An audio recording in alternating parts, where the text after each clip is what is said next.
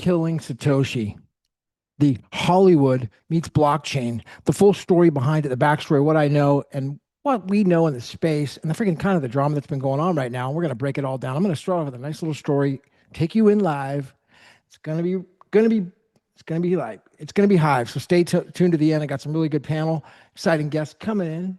All right. My name is Gavin Mehl. Hit the one, stay to the end. This is going to be a good one. I promise you. Killing Satoshi. It's a blockbuster film coming very, very soon. And I'm going to take you inside the story.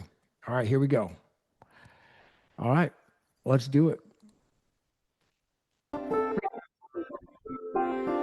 Time for a little space. We're going to do a little backstory on this movie, paint the picture as to what it's all about. We got some good speakers on the panel today.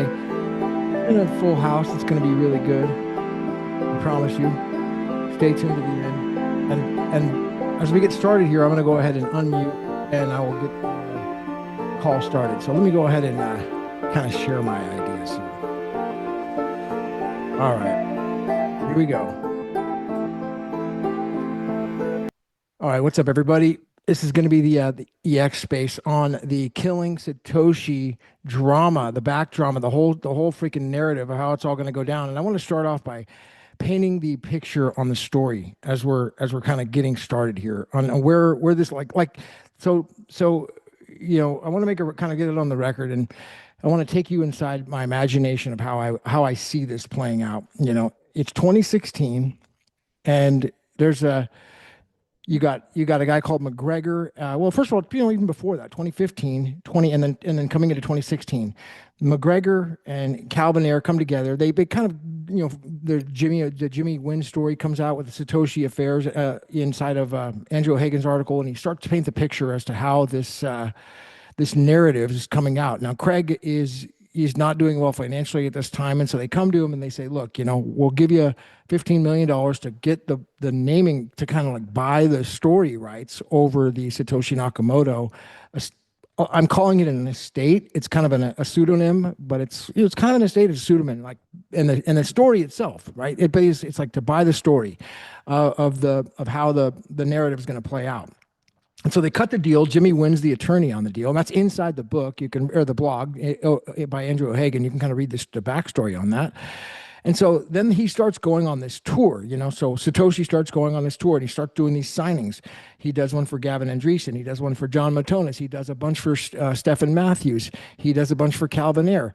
I don't know if it's 8, 10, 15, 20, 30, 40, 50. I mean, it was adding up. And then they booked this big show on the BBC.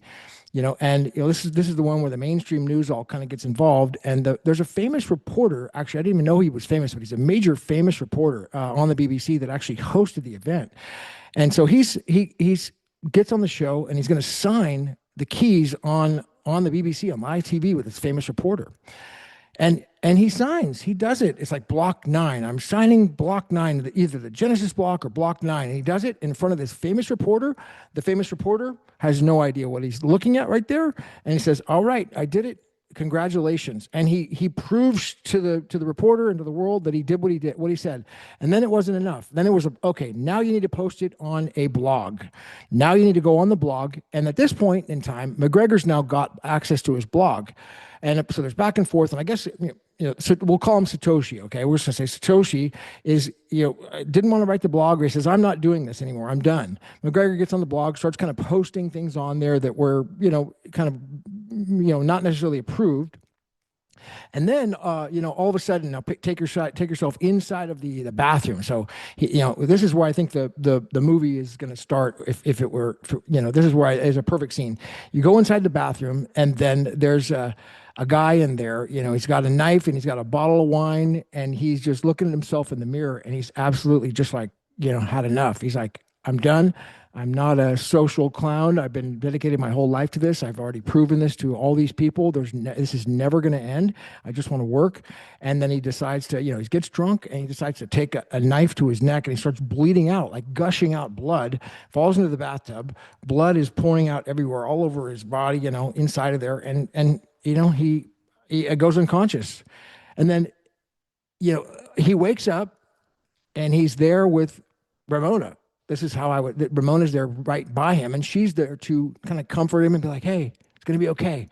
No more circus, no more shows, no more, tour. This is it. You're just going to focus on your work. You're alive. You're going to make it. You're going to make it. It's going to be okay. And then the whole narrative starts, inside of Killing Satoshi. This is the first death blow, I'd say.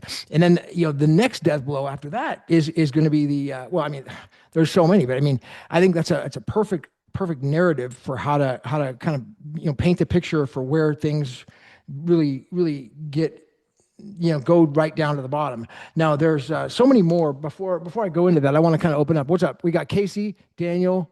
You guys join me. What's up, guys? Good to see you. Daniel. Hey, Gavin. How you going? Hey, buddy. I'm doing good. Good to see you, my man. How you doing? Going well. Going well. Sunday morning over here. Sunday morning in Melbourne. Indeed.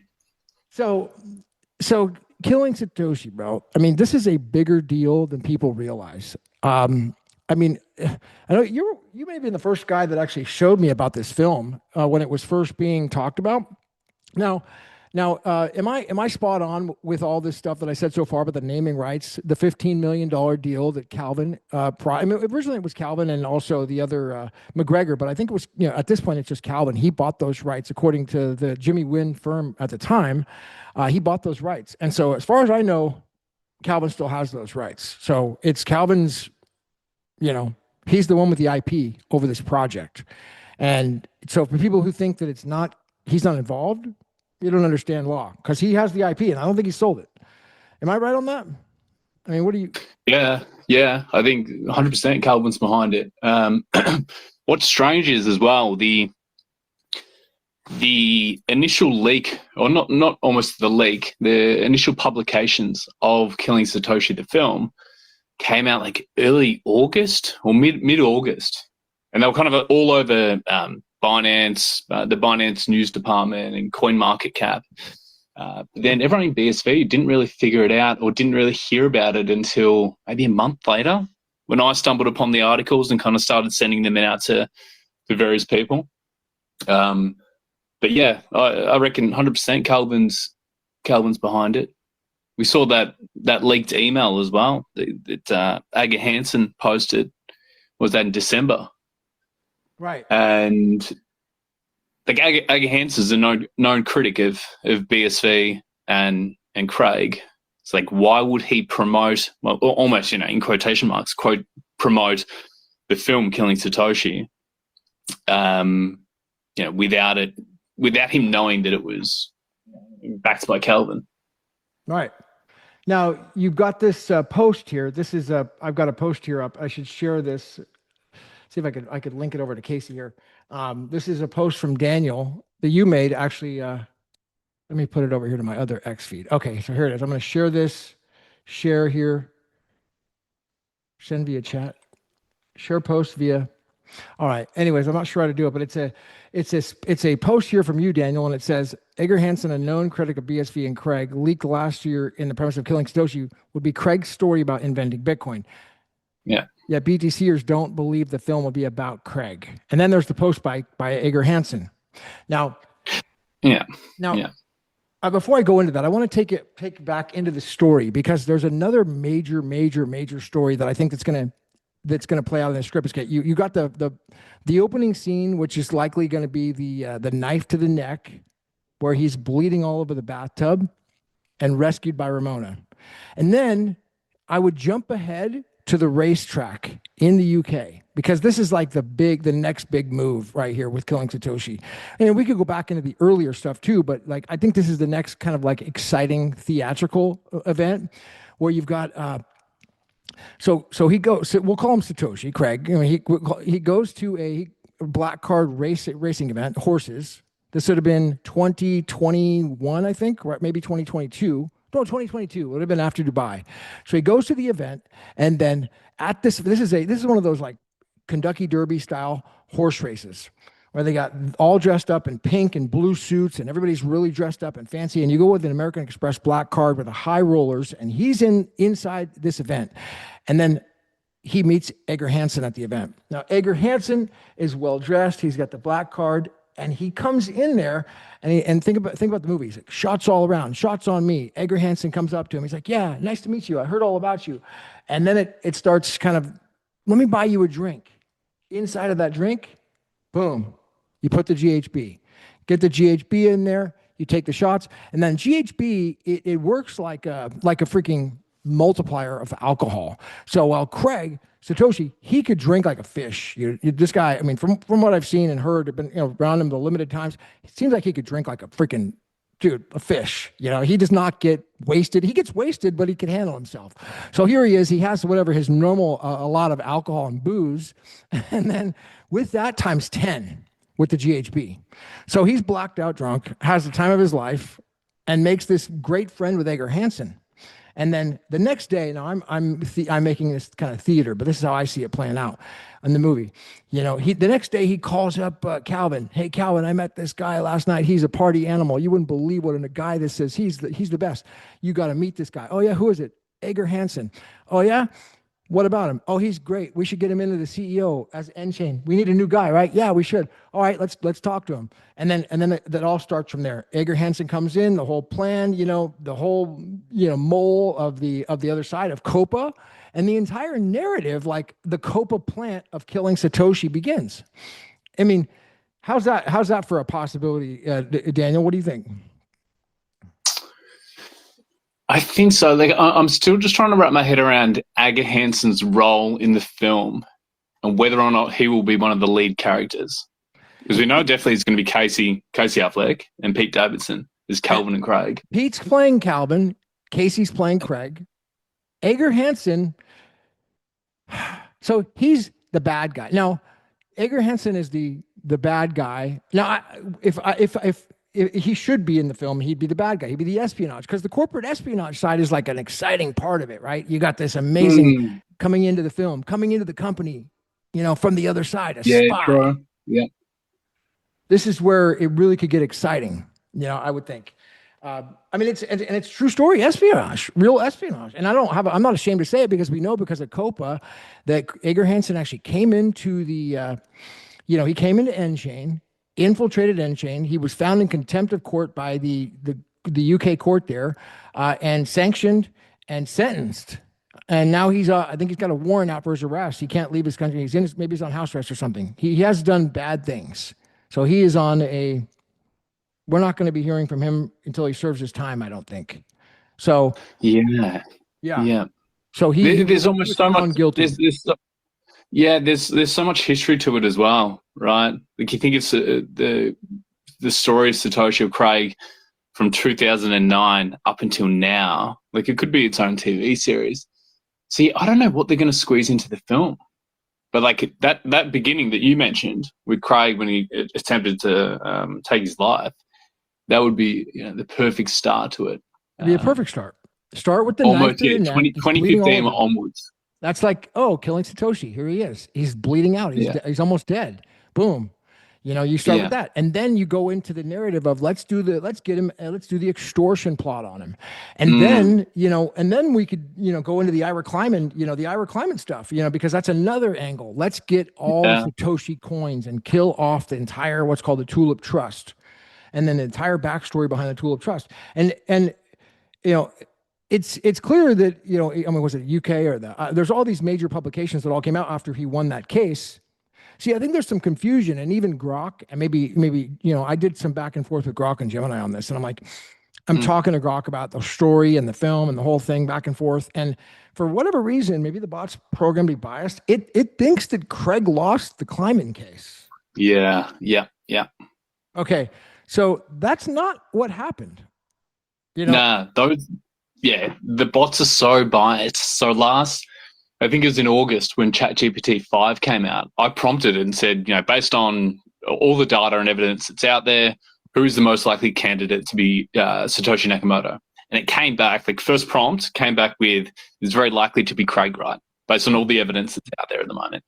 Now, if you prompt it, so 8 months later, if you prompt ChatGPT and ask it who Satoshi Nakamoto is based on all the evidence and data out there, it doesn't say Craig Wright at all. You know, it kind of lists the top five candidates. Adam Back and Hal Finney Adam and all these Back, jokers, huh? All but the non-players. Sabo, all that. Yeah, yeah. And then you continue to prompt it and delve deeper into Craig Wright, Well, and we just know it's it doesn't accept it. So yeah, no, I think they've definitely, like, you know, that's Silicon Valley right there. They've updated the LLMs to essentially state that, you know, Craig isn't Satoshi. Yeah, well, I mean, it's if you go off of the COPA ruling, I mean, I can see why. But if you really Mm, start to go into the Kleiman ruling itself, because what mm, happened in Kleiman is that you remember Kleiman sued for the rights to the to the 1.1 million Tulip Trust coins. yeah. That's what the case was about. The Tulip Trust estate of Kleiman, and Kleiman's brother said that he wanted half of that. And so it was out of the gates assumed, not even assumed, it was agreed by the pleadings that these guys or this group created it. Okay, what wasn't decided was which one, but it was already agreed by the pleadings that this group, basically these two guys, created it. And then once he won the case, he had the rights to that entire $1.1 million coins. Craig did. And the Bitcoin IP. And the IP. Yeah, Yeah. so he had all those rights, and that's why he has the right to basically sell the coins. He can't get sued. I mean, the Copa case gave him total immunity and complete anonymity. In a way. I mean, in a way, in a little weird, kind of a legal, twisted way. Uh, Mm, I know this is not probably people aren't going to like to hear this, but by having the loss in Copa actually helped Craig out the most personally, individually. It probably hurt other people, but him personally, it helped him the most because now he has complete anonymity if he really does have access to all those coins, because he can never be accused for the fall of BTC. Yeah, I think there's a silver lining to the court case. But Yeah. then at the same time, I don't think Craig flunked it. Like, I watched that entire court case over the two or 3 weeks of proceedings, and Craig has been honest about everything, and it was so strange. It's almost like a reality distortion field, right? Where as a BSV, you watch Craig up there on the stand, and it's so clear that he's Satoshi and he's telling the truth and all that. But then as a BTCer, you can be watching the exact same court case and believe that Craig's telling lies. So And even if people are supporting BTC right now and they hate Craig and they mm, don't believe him and they want to just talk bad about him, okay, fine. Well, let's still like embrace these people, because here's the bottom line. Do you want to get in front of this? Do you want to get in front of this? Even if you hate Craig and you love BTC, do you want to get in front of this and capitalize on this? I mean, why wouldn't they? Come on. They're sitting, I mean, I think they would be silly not to. It's so easy to get in front of this, and realize, okay, we got this big movie coming out. It's all starting to come out. It's such a narrow market. It's such a niche, right? There's only this tiny little group on the internet, and they call it crypto Twitter. And even with crypto Twitter, there's like our space, and this group is like super small of crypto Twitter. It's like a couple thousand people. I don't even know. Maybe I don't know. How big is the group? How big is the oh, I would say community? less than 10,000. Like Less than 10,000 less for than sure. 10,000 people that, or even smaller than that, like that have kind of understood what Bitcoin is. I think when Um, I was in London, I was there with Thor. We were on a tour. We were hanging out together, and I'm like, so Thor, like, how many people have actually signed up and set up accounts with Orange Gateway? And he was like, mm, he was at that time. It was October. He said between 4,000 and 5,000. And he asked me, he's yeah, like, do you yeah. think that's all there is in the community? And I'm like, I really don't know, man. I really don't know.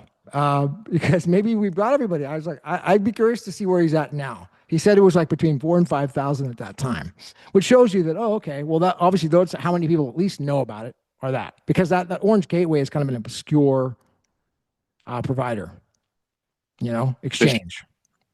Yeah. No, I agree. Like it's such a small group of people that have understood this, which is crazy as well because it takes, I would say, like it takes 2 days to kind of understand that Craig is Satoshi and that BSV is Bitcoin. And it's just 2 days of study, like 2 days of watching all of Craig's videos, delving down multiple rabbit holes. Like it can't be more obvious. Yeah. That's what's, it's almost frustrating, but also scary at the same time, watching the entire space be as delusional as they are, like the entire cryptocurrency space. I'm adding you back up, Casey. If you want to, feel free to invite people up as I added you, you fell down. So, back to the Edgar Hansen, right? So you posted this, and he says the upcoming Killing Satoshi film produced by Ryan Kavanaugh. Now I want to talk about Ryan Kavanaugh as well in a second because this is a big freaking deal. It says it was presented to Calvin for potential partial financing, and this would have been, so this email that Edgar Hansen leaked was December 2025. Now the email itself that Calvin sent out, if you read this, it says a win in Norway and getting all the other cases sorted out would be a major help for this. Now, when did the Norway case get decided? Was it 2022 or 2023? That was HODL. That was the HODL not. I think it was 2022. I think so maybe? too. I think it was 2022 summertime, maybe fall at the latest, that the HODL case was decided. So that means that this email was sent in 2022. Now we know that in 2024, was it 2024? No, I'm sorry. No, 2023. Was it 2023 or 2024? 2023 is when Ryan Kavanaugh was at London Blockchain, right? Was it 2023 or 20? Let me just check that really quick. Hold on. I think it's 23. Yeah, Ryan Kavanaugh was at 23. Yep. So Ryan Kavanaugh is at London Blockchain, and I remember seeing him there. I'm like, I wasn't really that impressed. Now, then I didn't know anything about him. I wasn't thinking about that at the time. I didn't know about the Edgar Hansen. Edgar Hansen just got brought into the company. Remember, so in 23, he was still the CEO of nChain. He was doing the London Blockchain conference, and it was Calvin and Craig. I think Craig was there, but Craig was there kind of as a guest in 23. But I remember Calvin was there, and then Edgar Hansen was on stage, and he was doing his presentation, and he was doing the whole song, and it's really, really not impressive at all. But so then you got Kavanaugh there. And I just remember seeing Kavanaugh. Becky Leggero did a interview with him. And I never looked into him at all. But have you looked into Kavanaugh? Like what a big deal this guy is? So is Kavanaugh is he the writer or is he the producer? Kavanaugh, I know it's being directed by Doug Lehman. He is a big time film producer. Big time. Yeah. And so he's a big money guy. What he does is he's produced. He's behind the Social Network, right? Gosh, I have to check. The mule, or was that the writer? I'm not sure. Let me double check. So Kavanaugh has produced major. His list of films are blockbuster, dude. Ryan Kavanaugh. Just look him up. Ryan. I know. Okay. Film financer.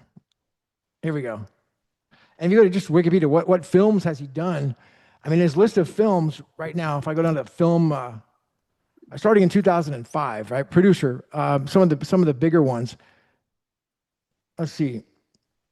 Yeah, The Social Network. That was the one I was thinking of. Oh, he did Social Network? He did The Social Network, yeah. So the entire one with, story of the Facebook. Yeah, and that's done so well. He did do Social Network. Yeah, you're right. Yeah, like that, and that was like a masterpiece in storytelling. So if they do something similar with Killing Satoshi, it's going to be huge. Yeah, he did do Social Network. That's an amazing film. I mean, you got a lot to live up with this film. It's a big freaking deal, So yeah. So Kavanaugh is a blockbuster film producer. I mean, this guy has been doing stuff in 2005. Looks like he's got. I mean, the list of films are pretty impressive. And then you've got Doug Lehman as well.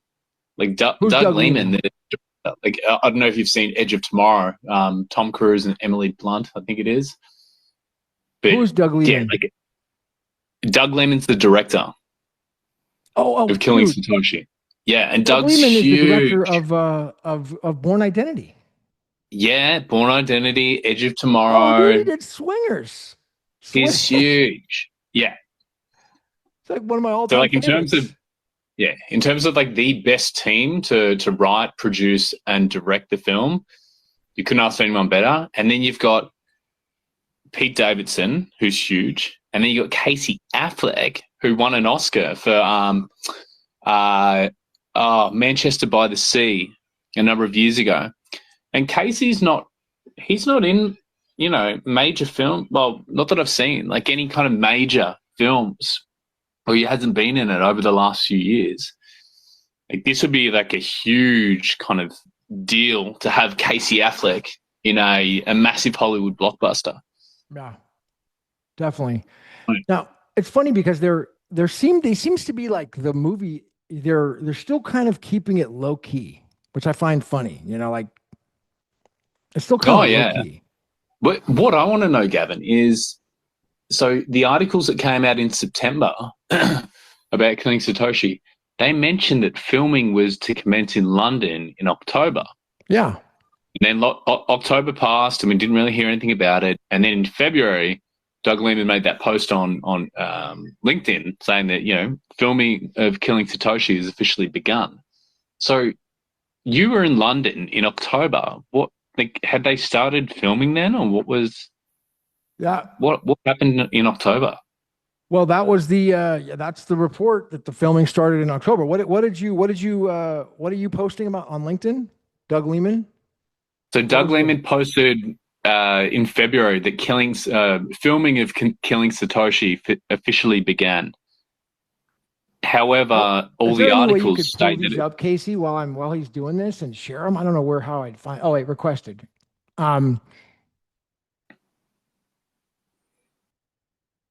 Okay, let's take. But yeah, all the articles suggest that it started filming in October. Yeah, which is when the London Blockchain Conference was on. Yeah, that's right. That's what I'm confused about. Like, did they start filming then in October? That's the report, right? So that's everything that we've got on it is that it started filming then. But I mean, then again, I saw your thing that the filming's all done. You said you were the one that posted filming is finished. Filming's wrapped, apparently. So per IMDb, it says it's in post-production now. Yeah, that makes me.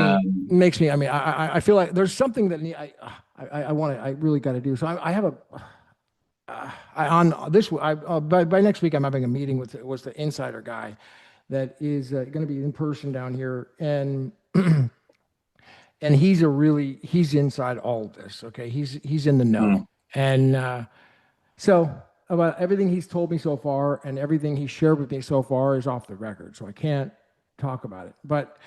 And I've already kind of made that agreement with him, so I can't even say his name. But I will talk to him and see if what he will let me say and what I am not allowed to say. But I don't know why they're keeping it so under wraps right now. I feel like now's the time to start getting it out there. Start promoting the heck out of it. And if Calvin owns the rights to it, okay, then then Pete Davidson's playing Calvin. And Calvin's going to be the star of the movie. Yeah, and Pete Davidson's a baller, and so is Calvin. Pete Davidson is a freaking perfect Calvinaire, dude. Yeah. He is. Yeah. The perfect casting. You couldn't pick a better cast. Right. And like Casey Affleck even looks like Craig. If you look at because I think Casey Affleck's 50 at the moment. Is he 50? But yeah, wow. I think so. Casey Affleck's 50. Yeah. And then if you look at images of Craig when Craig was 50, you can see the similarities of Casey and Craig. It looks so much. Yeah. I mean, he is the perfect. He is literally, yeah. Well, there's a couple shots. I did one of them on my on my YouTube video, which seemed to be and I couldn't tell if it was a shot that I just found on the internet, if it was actually for the movie. And the shot of Mm. Casey there with Pete Davidson, he's got the kind of the autistic look on his face. You know, it's this Mm. autistic look. Like that's how I would picture they would say Satoshi looked. You know. Yeah. Yeah. Yeah, I mean the entire story though, it's I mean the script according to Edgar, what did Edgar Hansen say about the script? Did he release anything else about this? What did he say? He mentioned that it was something about everyone attacking Craig, and this is Craig's comeback story. It seemed like there was something positive from Edgar Hansen about this before he turned. No? Here's what it says. It says this is an email from Calvin. We are looking at the $90 million budget movie called Killing Satoshi. So apparently it's a $90 million budget. Is that possible? Yeah. No, I think it's 90 to 120 million. But yeah, it's huge. Like that is such a huge budget for a film. Like 90 for a Hollywood million? film. That's massive. Yeah. Wow. It's about all the guys attacking you, Craig, and how you survive this and save the tech. That's the movie. This is a big enough budget to get A-listers on all the relevant layers, including a scriptwriter, Doug Lehman. Wait, no. Who's the scriptwriter? The scriptwriter is I don't know. Doug Lehman is the director. Or maybe he did the script as well. Let me quickly look it up on IMDb.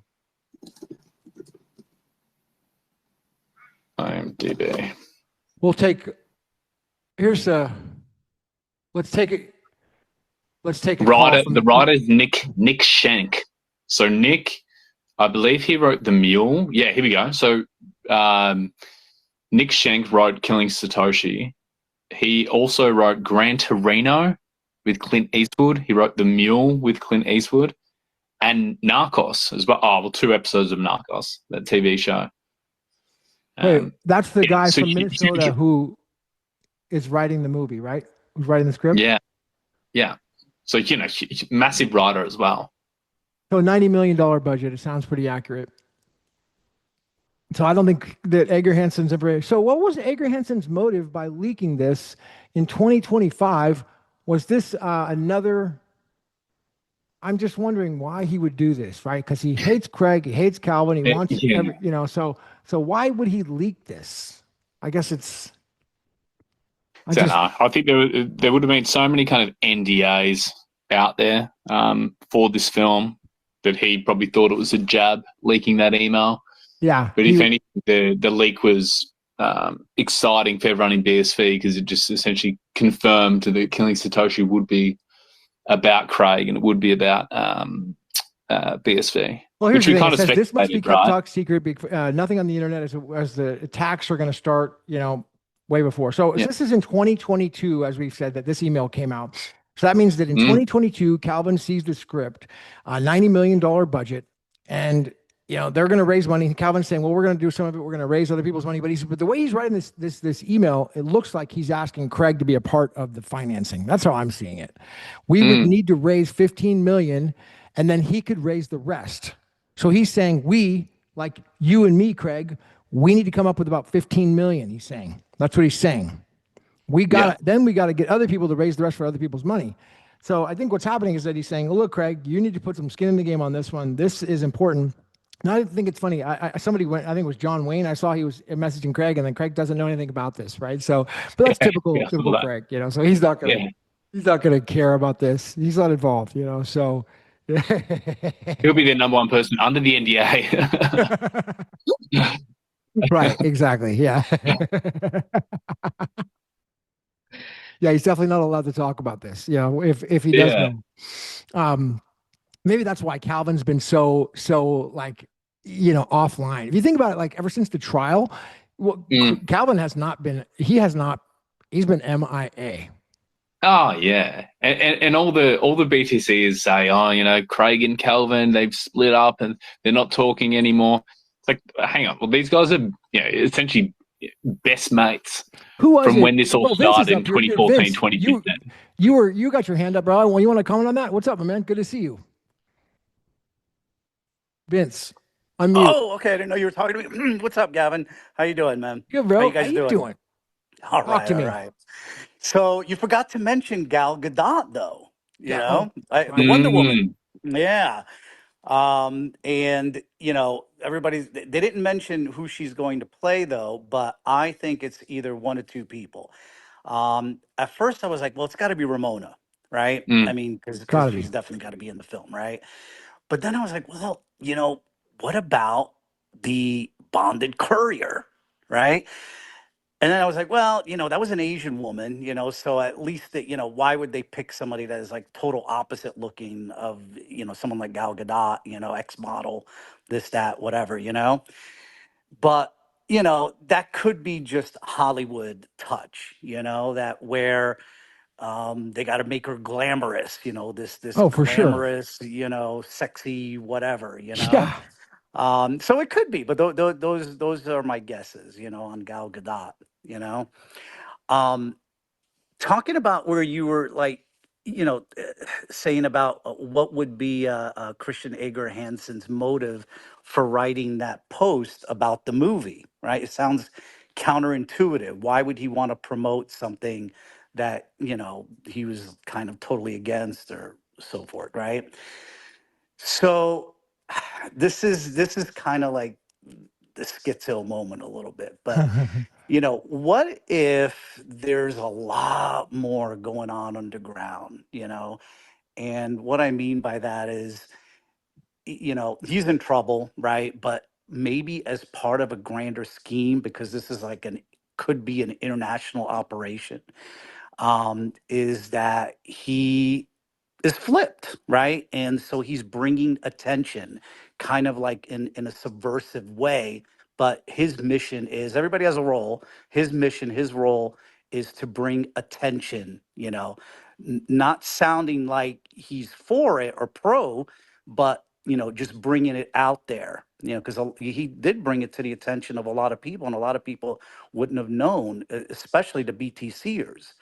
And this goes to my whole theory that the whole thing has been planned, where, you guys were talking about to where, I forget who mentioned it or whatever, but, uh, Craig lost the trial intentionally. I don't think it started out that way, but, at some point, during, at the trial, he's like, okay, I'm not going to win this. This is unbeatable. So what am I going to do? Well, this is the silver lining is that if I lose, I get all these benefits, right? Um, I'm thinking even the 2-year wait, that expires in December to, that he can't mention that he's Satoshi anymore, until that time. Part of his contempt deal. You know what I'm talking about? Yeah. When he filed the passing off case, and then they put it, the judge charged him with contempt and gave him 2-year kind of probation or whatever, but that expires in December. So I think everything is like kind of orchestrated to set off in December.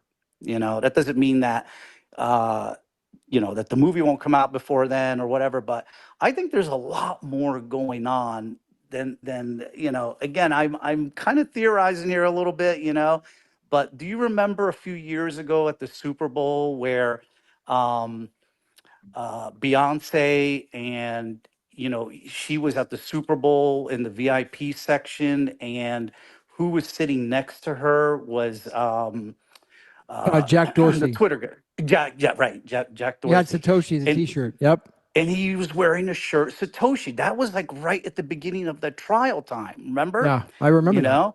Yeah. And why would he do that? Everything was like so, and then he had mentioned later on, months later, he had this interview and he talked about, he's like, look, he goes, Bitcoin is not going to survive, because it's not being used and this and that. So he's setting up like, I think this is a very elongated, kind of mind screw with people to get them prepared, because you can't just throw all this something this big. Like, yes, Craig is Satoshi, and there was this big plot, and it was a sabotage and all that. You can't really throw all that at people, just like everything that's going on with Trump and the election fraud and all that. I mean, you can't. You got to spoon feed little by little. It's just vast amount of information, and Daniel was just talking about, like, oh, you can 48 hours and you could know the whole thing. Yeah, but I mean, it's taken me like quite a while to really, really, really understand, and with a little bit of a law background, and when you look at the intricacies, it's so extremely intricate. And then if you don't have any kind of technical expertise, then it becomes really, really difficult. You know. Um, but yeah, but that's my take on it. But the whole movie thing, I think, is part of the getting people prepped. So yeah, I think the movie will come out, here way before December, and then I think December is going to be where something is going to happen. I don't know. We talked about this last time, Gavin. Remember, I said that Craig is going to do something that is just irrefutable, whether he signs Block 9 or something, to where it's and make it to there's no question about it. Well, have So you, or Daniel, or Casey, and I haven't read it, but there's a book that Craig wrote in around 2020, something about, Hero villain. no, he didn't write Hero Villain. That's a Oh, story. the art of Satoshi. Yeah, exactly. And Yeah. did you ever read that? I haven't read it yet. No, I need to buy it. Man, I wish I had it in front of me.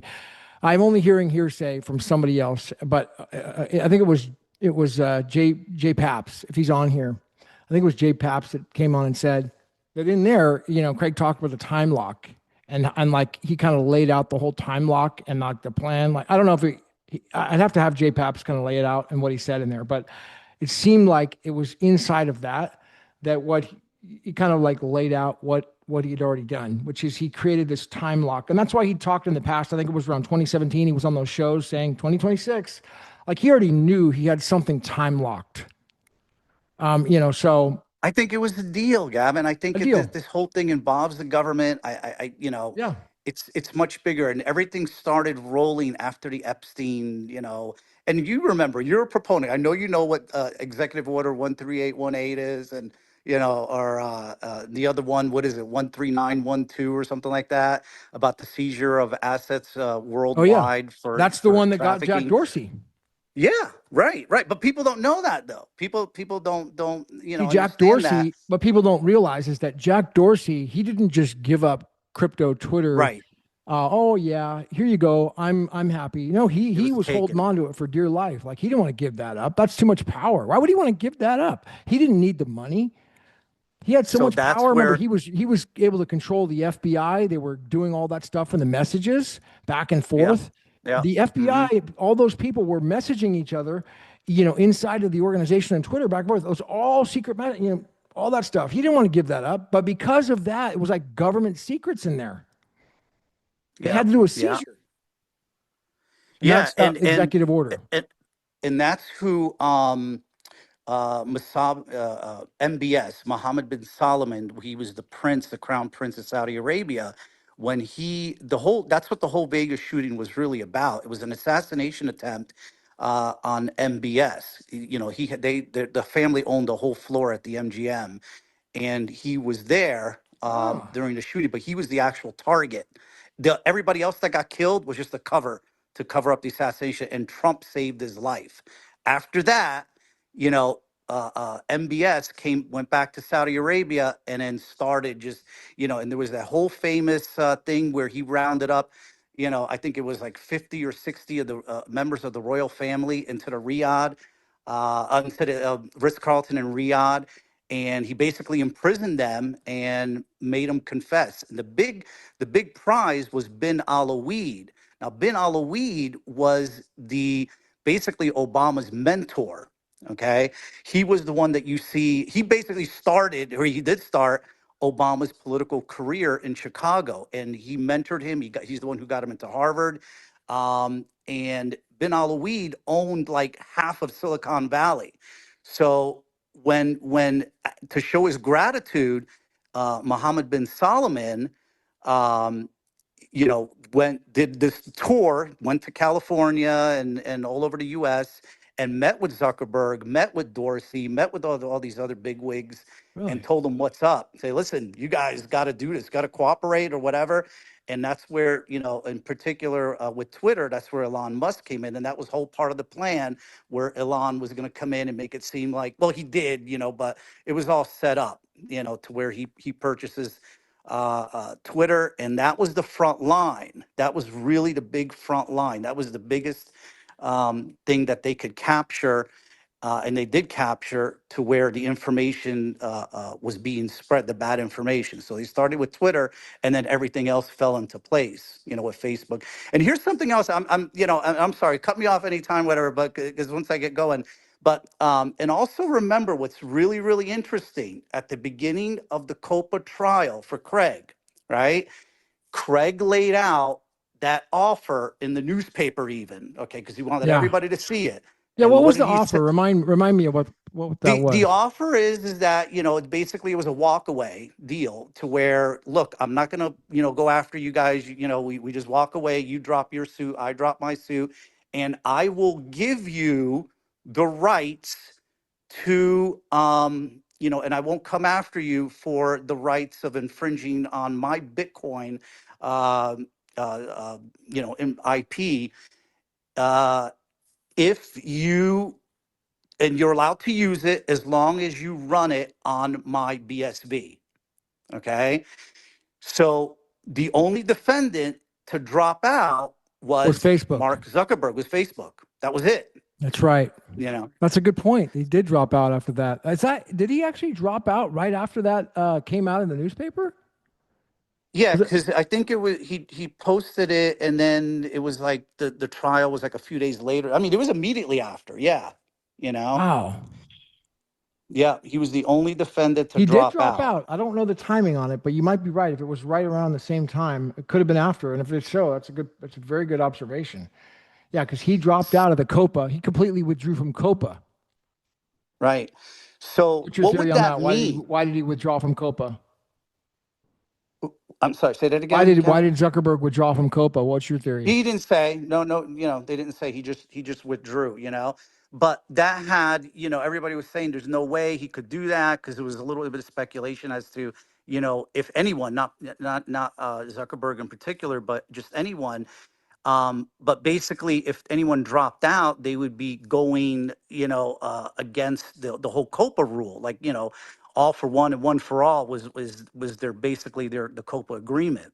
So technically, no one could really drop out, but he did anyway.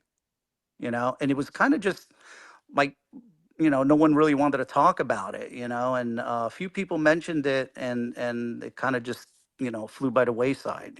So do you think that I'm correct in the theory? Well, I don't think it's a theory, but in the observation that Calvin Ayre has the rights to the Satoshi life story. Yeah, he does, right? I mean, that was in the He book, bought that. Hero and Villain, where, yeah, where he bought he basically, Craig sold everything, right? Didn't he, to save his company or something Yeah, or it was whatever? I don't remember. 2015. He was doing terrible financially, and that's when there was a $15 million deal, and they paid off a bunch of debt apparently, and bought the rights to it because that was in Satoshi Affairs by Andrew Hagen.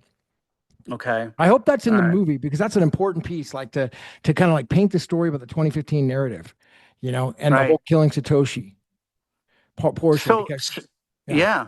So the real thing is, though, I mean, a part of me, a small percentage of me says, okay, what if this whole thing is kind of like anti Craig, you know? Showing perhaps, oh, and they're going to make, sound ridiculous. Here's this madman, and, starts out exactly how you're saying. The guy is like, trying to commit suicide and all that, but it portrays him as a madman, though, you know, and Well, how I don't this think guy that's a bad almost. thing. I mean, it has to be entertaining. The whole theory, though, right, is like, it's going to be entertaining, and he could be portrayed as a madman. What do you think, Daniel? Is that bad? I mean, maybe still. Sorry there. Are you still on? I mean, yeah. I mean, what do you think? Is that bad? Like, is he going to be freaking portrayed as a madman? I mean, like, what do you think the narrative is? Oh, it could be a little twist, right? Where Craig is portrayed as a madman at the beginning, like similar to the vision that the BTCs have, and then as the movie progresses, little bits start to leak, and then you soon start to understand that Craig is Satoshi and everything that's happened. Maybe that's a play that they do, which would make it quite interesting. Right. Yeah. But my concern though is that, are you going to leave the theater thinking like, okay, this guy almost got away with having the world believe, and this guy went through so much trying to get the world to believe that he was Satoshi? Or are you going to walk away with like, oh my God, this guy got totally screwed for like so many years. I can't believe they Well, tried to do all this, yeah. I mean, right? Which is it? there's some stuff online about Kavanaugh, right? And so he's there. You got to think that Kavanaugh's at the London Blockchain Convention. That's a full year, almost a year after the script was over there with Calvin Ayre. Because I'd like to figure out, maybe Casey, you could double check and see, when did the Hodl trial ruling come down? Because when that came down, it was that email from Calvin was before that. And so if he gets that email in 2022, which is what I'm thinking, then a full year later, Kavanaugh's at London Blockchain in 2023. And Calvin was there that year. Wait, no. Yeah, he was there that year. He was there that year. So that means that him and Kavanaugh are meeting, and Kavanaugh's there for a reason, right? He's like, okay, how can I work with blockchain? And there's a lot of stuff about Kavanaugh about he's a crypto bro or something. I don't know what. Have you read that before, Daniel, about Kavanaugh being what his story is about with crypto and BSV potentially? Yeah, just quickly. So Hodl won the case in October 2022. Okay. Yeah, so Kavanagh's been in crypto for a while. I think he like had his own ICO that he's. Oh. I think it was maybe in 2019 where he was trying to raise funds for another venture. So yeah, he's been in the cryptocurrency space for a while now. But yeah, that Puck News article paints him as a crypto bro. Yeah. I had Bose up here. I saw you, Bose. If you want to jump back in, I don't know if you dropped down by accident. Feel free to. And did you? And we have somebody else, PAIPL. Go ahead if you want to unmute, or you can. Oh yeah, there you. What's up, buddy? Go ahead. How you doing? Yeah, hey, how you going? Doing good. Good to see Yeah, you. nice one.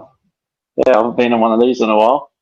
How you doing, Daniel? How's a lot of your work? When Going you well. when you releasing it?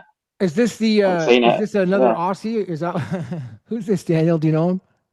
No. It sounds like an Aussie though. Yeah, no, I was in Melbourne for a bit. So, Okay, your You're mic breaking is up a little bit. mic is popping though. So if you want to fix your audio and then come back, that'd be awesome, my man. It looks like your audio is popping.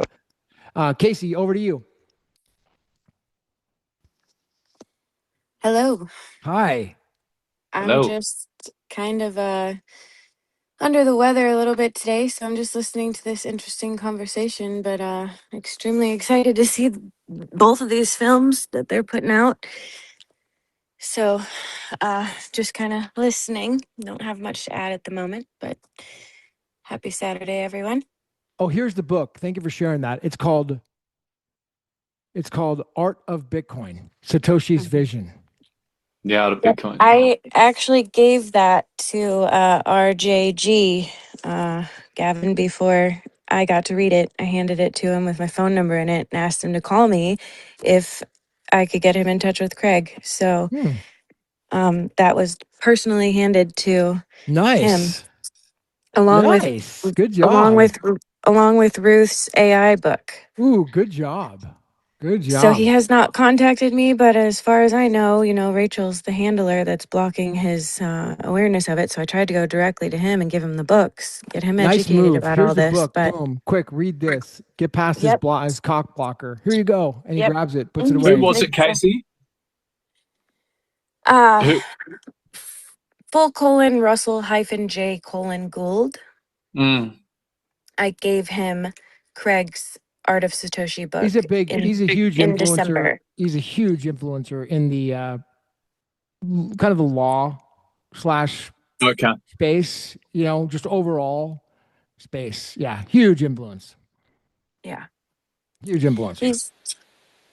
He's definitely someone that, if commerce is controlled by contract at some point, I feel like Craig is going to need to talk to this person if he controls contract globally. So it's kind of something I've been working on for the last few years, trying to make happen. But hopefully documentaries like these coming out can just spark a deeper conversation, because they're And still that's staying on the and that's the other thing, Casey. influencer. Documentary. What's going to happen is this is going to roll. I mean, the theory is I would imagine this will roll out with the documentary or with it at the same time or Mm, at the around the same time. Can you imagine Mhm. the amount of media hype between a movie, a documentary, and then a potential? I don't want to spoil it, but something else. After that. I mean, there. Okay, this is You're hype. holding something back, I Gavin. am I yeah, don't know holding it's, what it something is, but back. you're Gavin, definitely have you holding signed something. an NDA? What's going on? I have signed an NDA. Yeah. You know something. Something's I going have on. Very signed an coy. NDA, so I can share what I can. You're just dying to tell, though, I'm man. dying to You're So, coy. break it. You're No, coy about I what happened in October. last year I was about to break it because I was like, oh, this is, I had this thing in this dispute, but it all got resolved, so I'm not going to break it. No, I'm not breaking it. So I'm going to be good to it. Yeah. I was just going to mention as well that documentary, the one that I stumbled upon yesterday, either I Am Not Satoshi or The Man Who Killed Satoshi, which is an entire documentary surrounding Craig. Now, I know there's a big documentary coming out this year by, obviously the good actors and Calvin Ayre and everyone. I'm wondering if that's the documentary that everyone's kind of been talking about that's been um, filmed over the past 4 or 5 years. Which post are You know you anything talking about it, about? Gavin? Yeah, which post are you talking about? I made a post yesterday Okay. about a new documentary coming out called, it's either called I'm Not Satoshi or The Man Who Killed Satoshi. Oh So yeah. if you jump onto IMDb and type in I'm Not Satoshi, it's directed by Chris Kankusari, who wrote Banking on Bitcoin, the doco that came out in 2016. And on his LinkedIn, it says he's the director and producer of The Man Who Killed Satoshi, and it's a documentary about Craig Wright.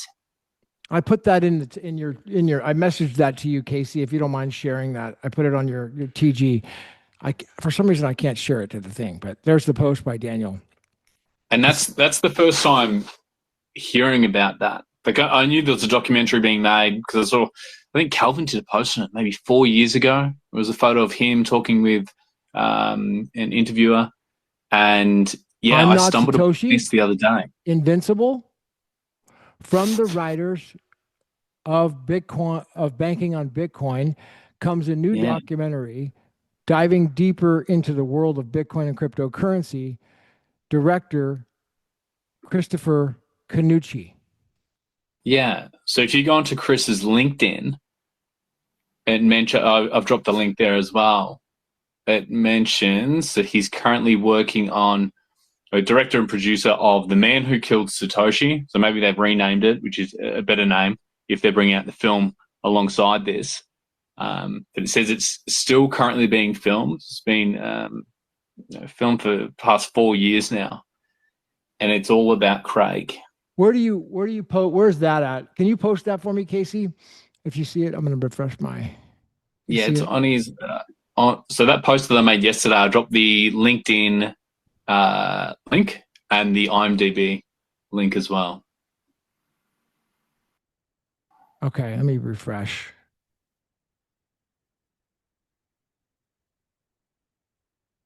To producer of Netflix, Banking on Bitcoin comes a brand new feature documentary about cryptocurrency's most controversial figure, Craig Wright in his audacious attempt to assume the identity of $70 billion hoard of the elusive elusive Bitcoin creator Satoshi Nakamoto.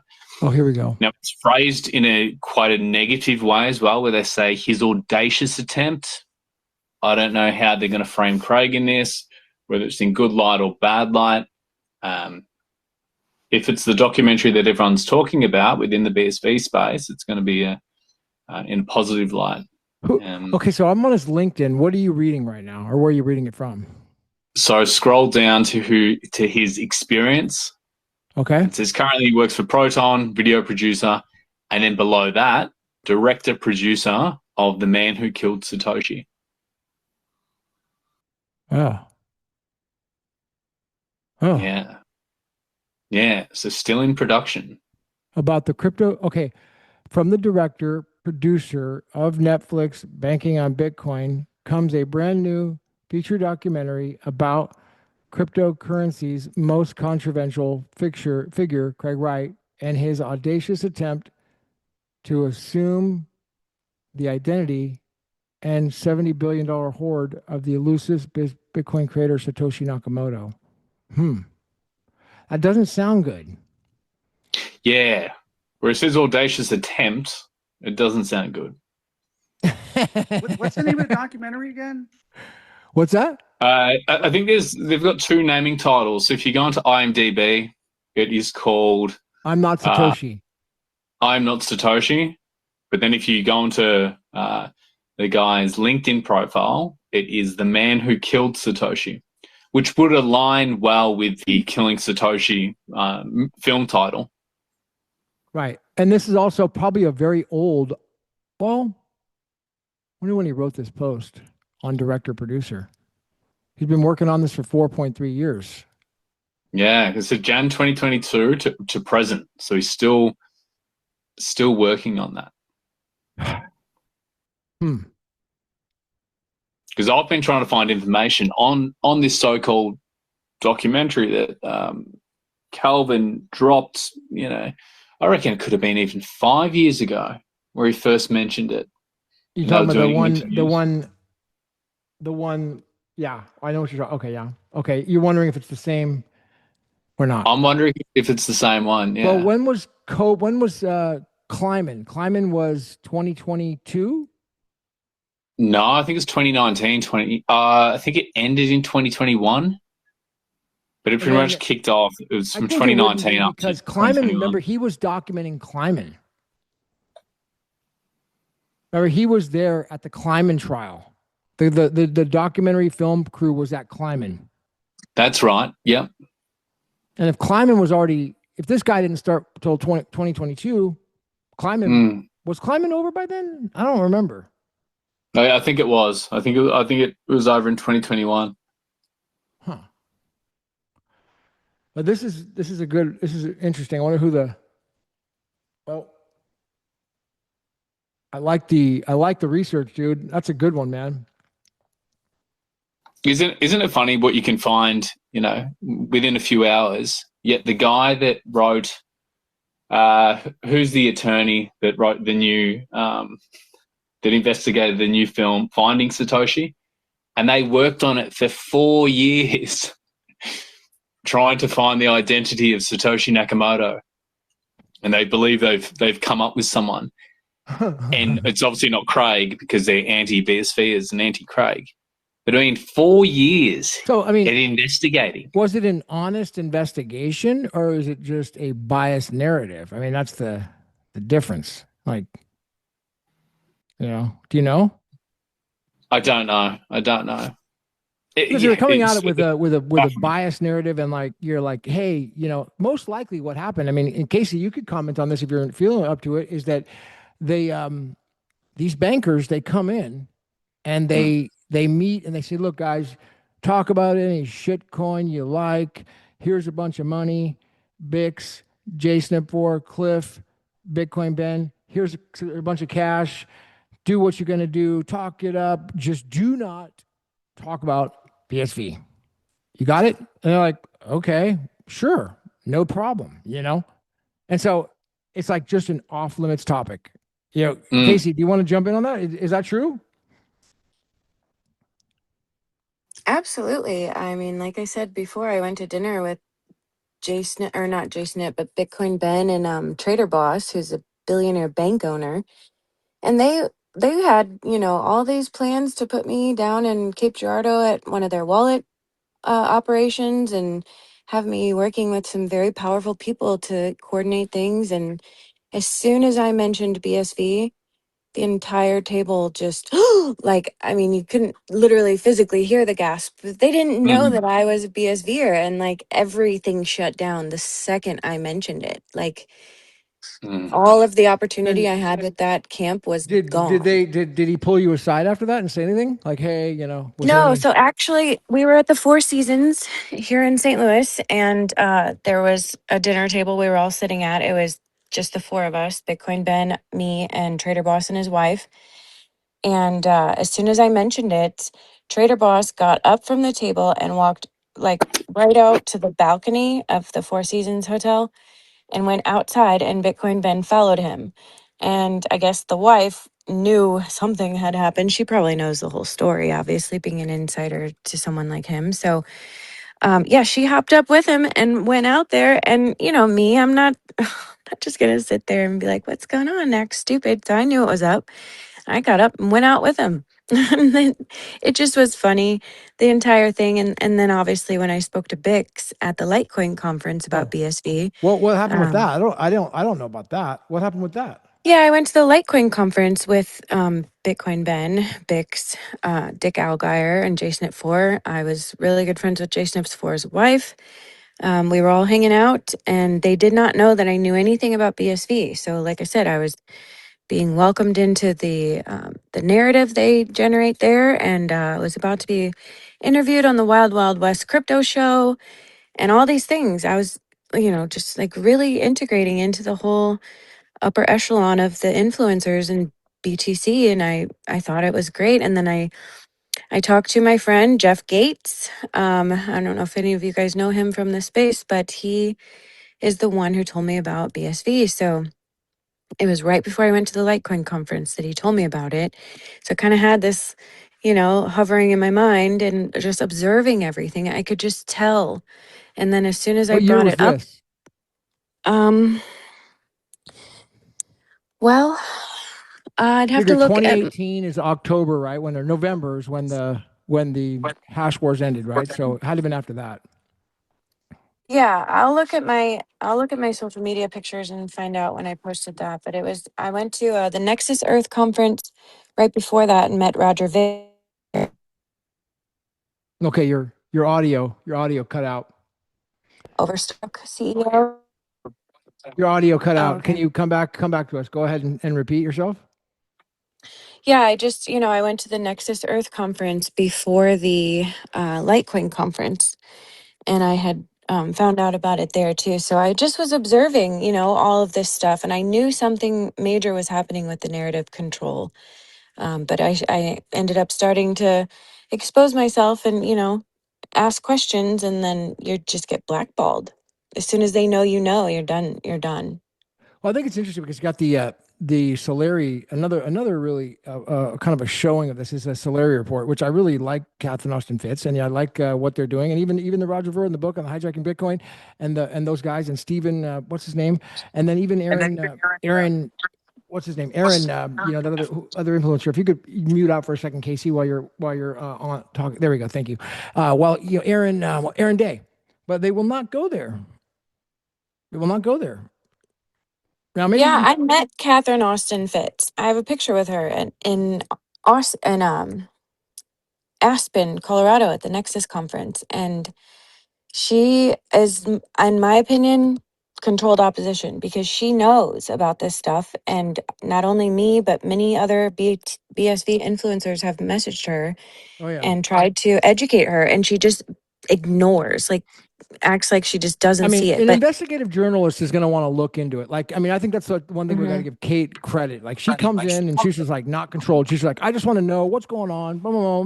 She doesn't know with Craig, and she comes out and does it. I did a space with her, I think, in December, and then all of a sudden she's just like bombarded with information, and she's like, Mm. whoa, this is deep, because investigative journalist just wants to find out what's going on. Don't like, oh, I don't want to look at that. Not that. Nope. Sorry.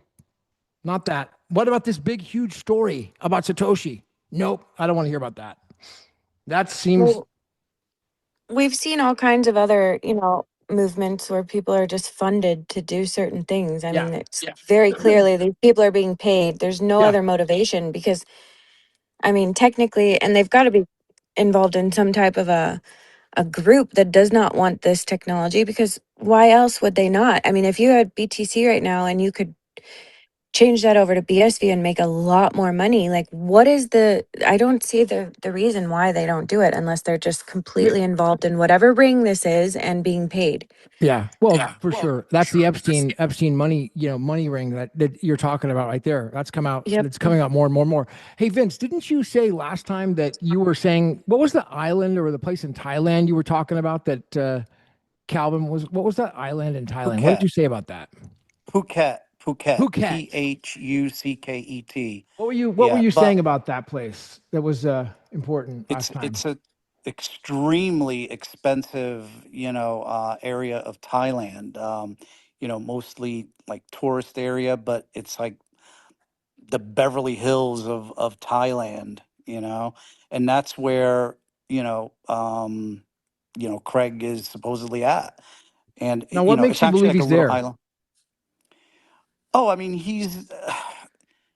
I forget who. I mean, he's mentioned it a couple times in the pictures when he was doing the farming thing or whatever. You can see there were Yeah. trucks in the background with Thai writing on them, and then someone had confirmed it, and someone actually found the house that he was living at or he is living at. I don't know if he's moved since or something, but yeah, and I think that. I found the house. It's on a Thai real estate channel. Um, this girl Victoria Winrich. She sells real estate online. She's like half Thai, half English, and she sells high end real estate in Phuket. And that house looks exactly like one of the pictures that someone posted. You Hmm. know, so Remember the yeah. I really when Kate first came into space, which was on in December, she came on to the show. It's like, oh, tell us. And she had done that interview with Greg on the phone, and it was just like she came in, didn't know anybody, anything, and she gets on the phone with Craig. She's like, I just want to talk to you, and do you want to make this off the record? And he's like, he is like, I don't care. Okay, well, I'm a journalist. This and that. I'm going to ask you some questions. Okay, go ahead. Oh, yeah, I'm spending about 30, what did he say? 20 million, $30 million dollars a month right now on this thing, and I'm not letting it die, even if I have to go bankrupt. And she's like, I go back and listen to the recording. I've got it on YouTube. You could watch it. Maybe I could find that, Casey, and see if I can share it. It's kind of a long show from December, but, where I said, like, Craig's doing $30 million dollars a month on this project on BSV and so she breaks that story, and then it's all from there it's like it really just she just was blown away by how he I guess I don't know how well he was doing, how abundant he was, because he'd been sued so many times. He lost the case. He should be miserable. He lost the case, right? He's not, no, he's he's on top of the world. He looks like he's on top of the world to me. I don't know. You see how the type of shape the guy's in. He's in phenomenal health. So credit to him, man. Was it you, Vince, that said that Calvin was there too? No, no, that Oh, you no. didn't say that. Calvin has no. He has a in the Caribbean resort that he's opening up. I don't know if it's going to be opening up very shortly or something, but this really high end resort in Aruba, I think it is. Um, yeah, he posts about it all the time. He seems like he's You know. not running his Twitter account anymore. I think he made a post about that. Somebody else is doing it for him because he used to be on there trolling everybody all the time. Back in the day. He would go on Yeah. there, and then the BTC would troll him. Do you remember that, Daniel? How brutal it was with Calvin? Oh, we lost it. Oh, he's on here. Yeah. Do you remember how brutal it was with Calvin, dude, back in the day? Like, Mhm. yeah, Yeah, he was on Twitter constantly constantly. during the during the during the Copa case, and even before that. Hmm. Yeah, he almost went incognito, didn't he, over the last 2 years? Right. Well, he would talk so much shit, so much bad Uh, about everybody. It was hilarious, bro. I was like, this guy just don't give a f about. I loved it, But dude. you I know loved what though, that. Gavin? Go ahead. No, what I was saying was that I find it curious how like the timing of everything, it's all seems like it's all being orchestrated with, the Epstein files mentioning, with from Austin Hill and Pierce Brock. Is that his name? No, Brock Brock Pierce. Pierce. Brock Pierce. So You Brock know, Pierce. I don't know. There's just one other thing, and I don't know if Craig talked or if Kurt talked about this or not. I don't think he did. Now, I've got a source that seems to be checking out right now that's credible. I told Casey about it, and I really can't talk about it here, but I could talk. I told you about it, Casey. That source seems to be credible. While they may have a lot of social problems, but I think it's credible. And this source says that Brock Pierce is actually and this is from firsthand knowledge, not hearsay. Firsthand knowledge is an asset, 100%. He's a CIA asset. Okay, and he's actually when he's traveling like he has handlers. So whether he's in witness protection or whether he's an asset, I don't know. There's something up with him. I'm sorry, who you were saying, Gavin? I was Pierce, Pierce. Oh, okay. Brock Pierce. Well, Kurt did this huge, elaborate expose on Tether. Have you seen that? It's insane. I mean, Brock he Pierce. has like, Yeah, he's got to be in the yeah, movie. has to be, He's such yeah, an interesting character. You know, yeah. Well, he's such crooked a, as hell, but yeah, what's that?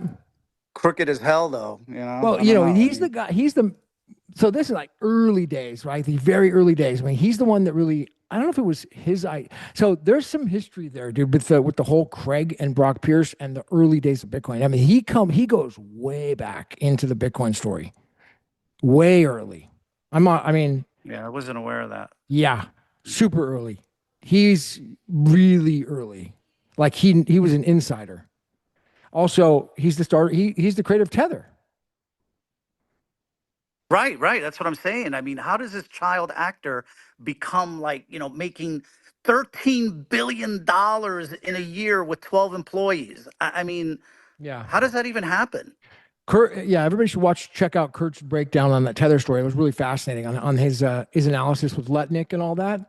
I think that I really appreciate Kurt's perspective on all that. Now there's a whole other narrative, and some people know about some people understand it, some people don't. You do, Vince. I know a little bit on the operation, how it's working, but there's also this American, this entire American system that is also playing out as well, and that's part of this narrative that sometimes it's hard to kind of get through, this Hamiltonian economic perspective that is talked about really by the LaRouche group. Is probably it's called Promethean Pack is the legacy of LaRouche, Lyndon LaRouche, that is really bringing it forward, this old Hamiltonian economic perspective. And that's like, until you see And exactly like how the Hamiltonian perspective works, you're missing, then you don't understand the narrative yet. Like you have to really, that is like such a key component to the entire picture. Now, I would agree that we yeah, I'm don't not want aware. Lutnick, it doesn't look good. I don't have an answer. I don't have an explanation. Why is Lutnick having all this influence? The only thing, Gavin, that I can make sense of the whole thing is going back to those executive orders, where, they were once all bad guys, but now they're all good guys and they've been cooperating, I think, and honestly, this is not really on topic with the movie, but I want to just kind of throw this in there because I do. If you really start to kind of follow the story and you follow the people and you follow the narrative and you kind of like get into the woo woo a little bit, I believe this all comes down to 9/11. yeah, Everything comes down to yep, 9/11.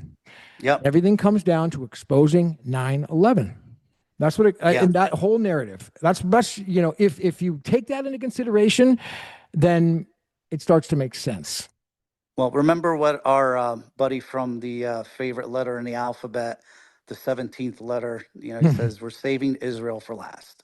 Yeah, but and I Period. think That's that it, that's where the Satoshi And, project comes into and, this entire thing comes into picture, right? Because you've got and, where another and angle here, which people are forgetting, is that the FBI. Remember the FBI director, and she's being sued right now. The FBI is being sued by that crypto influencer Eleanor or Ellen, and she's asking for documents from the FBI on the investigation of Satoshi.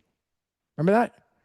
It's a records request saying you guys say you met Satoshi, you interviewed him for People in 2019 or something, 2020 mm-hmm. during climate. Right. And that agent actually met with 3 of the 4 Satoshi, she said, right? Right.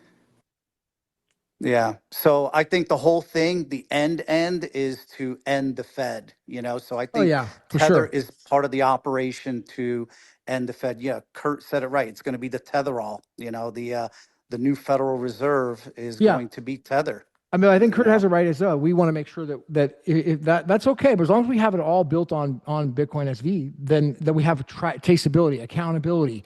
They cannot just hide everything. That's why this movie is so important, because if that's the spin-off at the end, it's like, look, not only did they kill Satoshi, but they killed the narrative of Bitcoin. And that's why I think that, BSV was supposed to be big 5 years ago or whenever, but I think everything was delayed. Yeah. Everything was pushed back because of COVID and, the election fraud and all that. And, I think that was the plan. Now, there were Lots of rumors, fraud. people were But speculating that, when Craig was here for the trial, that he had met up with Trump at his Doral um, uh, golf course down in Miami, well, yeah, you I know? think I don't think there's a doubt about. I don't think there's any doubt about it. Because why else would Bo Hines be posting about that inside of the Federal Registry? Okay, makes no sense. Yeah. Gavin, this thing is so big. Yeah, Guys, I mean, it's like the more you dig, you just like, you get into like a whole nother rabbit hole, but they're all but factual though. These yeah, let's things all did happen. Casey, feel free to open up and see if anybody wants to come. I see Dale Dickens. I haven't never had her up. She did that amazing documentary. What was that documentary that she did in 2014? It was the very first one. Doco? Was it Bitcoin Doco? Casey, you remember? I It's called don't, but I you invited her up. do. Everybody remembers it. You know the one I'm talking about, Daniel, right? What is it? Bitcoin Doco? Oh, come on. 2014. Early. We're talking the one that Craig says that Bitcoin. This is the first big Oh one. yeah. The Australian one. Yeah. So that's Where Dale, that's Dale they Dickens. did She's the right interview there. with She's in Craig. the audience right now. And so I mean, I think it's an important narrative that we. I don't know if I is she who just came Is she up. here? She's here. Yeah, I just invite. Well, Oh, invite her up if you like, Casey. If you could be so kind, and then see if she wants to I come up. did. And We then we have, got my man. yep. Dude, I got to talk to this guy. I can't believe. Oh, we got Raf. Raf is up. Dude, are you? I don't want to. I don't want. Dude, I don't want to be negative, bro. But did you get deported, Raf? Is that true? Or am I hearing rumors? Is that not true, bro? You didn't get deported, right? You're good. Everything good. Talk to me, Raphael. Talk to me. Oh, he's on mute. I'm sorry. What was that? I was putting my headphones on. I'm just and I heard am you I say am you I am heard I hearing rumors. false What rumors happened? about you getting deported? Tell me that's not true. Tell me it's not true. Dude, I got deported, man. You got deported. I couldn't take it anymore, man. I couldn't take it anymore. No, I wish. Geesh, man. I so wish I wasn't a U.S. citizen. Shit, man. That would have been crazy. I really envy the people that don't have papers because they don't pay taxes. They wouldn't be funding wars and all this shit. But here I am, trapped in the Epstein class, right? Like, our tax dollars somehow maybe helped in contributing to the hijacking of Bitcoin. If you really think about it, maybe something like that. But no, I'm just messing around, guys. Right? Like, what's going on? How you guys doing? Out living the dream, man. I heard really good things about you doing out there in Anarchapulco, and I saw you with the Craig Wright Satoshi shirt on, freaking out there living the dream, and watch some of your videos out in the rainforest. I mean, if that's what being deported is all about, that's a pretty good life, man. So I'm happy Nah, for you, dude, bro. no, thank God, no, dude. I'm good. I'm good. There's a lot to talk about, but I really, the reason I'm here is that I've been hearing a lot of FUD about the BSV Association, and I just wanted to ask you guys what was going on because I've been out of the loop for a while. So that's really why I'm here. I just want to know what's going Fear, on. uncertainty, and doubt. Fear, Yeah, what's going uncertainty, and on? doubt. I could talk about it, but I'll open up. Why don't we open up to anybody else who want to comment on it before I do? But and we'll try to stay on point with the kind of the movie theme as well, which is where we're kind of going with this. But I know that that's a big issue that people want to bring it up and talk about it. We can, but yeah.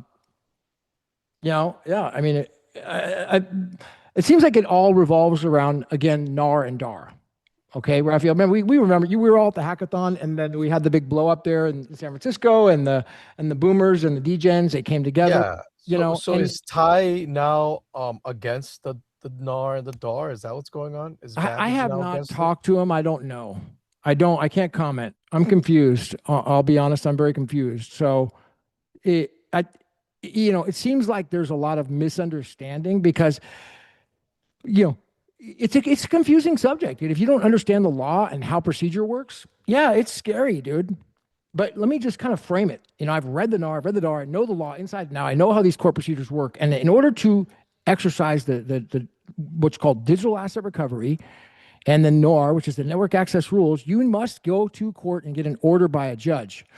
So you sue somebody, and that judge gives you an order. You win, you get a judgment. Then you bring that judgment to the network access rules, and then they can execute on that. But they don't have to execute on it. All they do is send a message out to the nodes. The nodes don't have to honor it.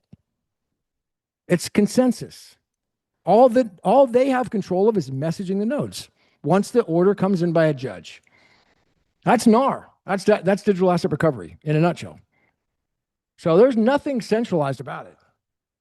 So I honestly, dude, yeah, I whatever. Go ahead. It just sounds like the same old BS. It's a Oh, lot I'm of not arguing sure if about. that is that the narrative, Casey. Do you know? Have you been following it? Maybe anybody else's. I don't. It seems like there was a dispute over the.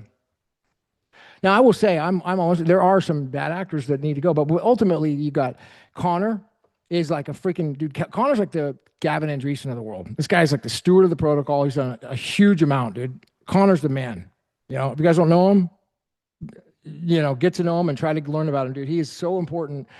Siggy, incredibly important guy, dude. I mean, everybody loves Siggy and what he's already done. His brothers as well. Both of those are all really good actors. Dagan, Brennan Lee. These are some of the most stand-up guys like that you'll ever meet. Now, there are bad actors. Okay, but it's not them. Put it that way. Yeah, well, I have good news because there's a lot of things happening within the ecosystem that will be revealed and that are very good for BSV in general. There is a pretty amazing technology coming out that uses BSV, and that's all I'm gonna say. So, Raf, I just want to ask, is that an update on the connection you made in Anarchapulco moving forward still? No, that's something completely different. No, that one's Okay. still. I mean, I don't know. That's I can't talk about that either. But there's a lot of cool stuff happening. Okay. Um, That's fine. I was just wondering yeah, if we had any more momentum on that one that you told me about because that was freaking exciting. yeah, that's exciting, but it. There's more that can be done, Of course, but it's just right? another And domino. yeah, so people just have to keep pushing, I guess, Privacy on because Bitcoin is going to be the big deal, Raf. Somebody's got to master that.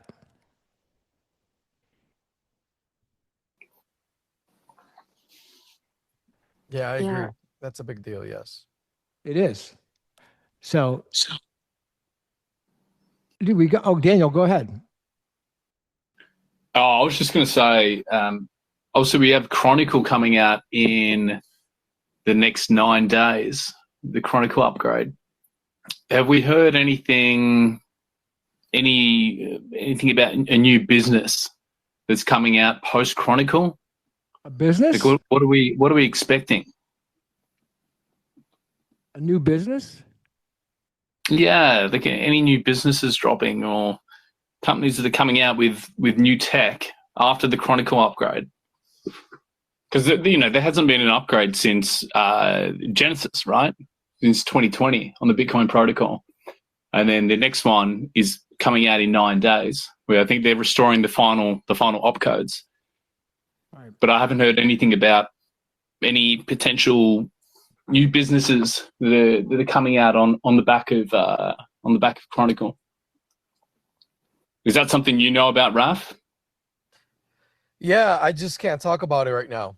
So yeah, there's new ideas coming out that at the very least will change the way everyone here thinks about this technology. Like I sorry I can't talk about it.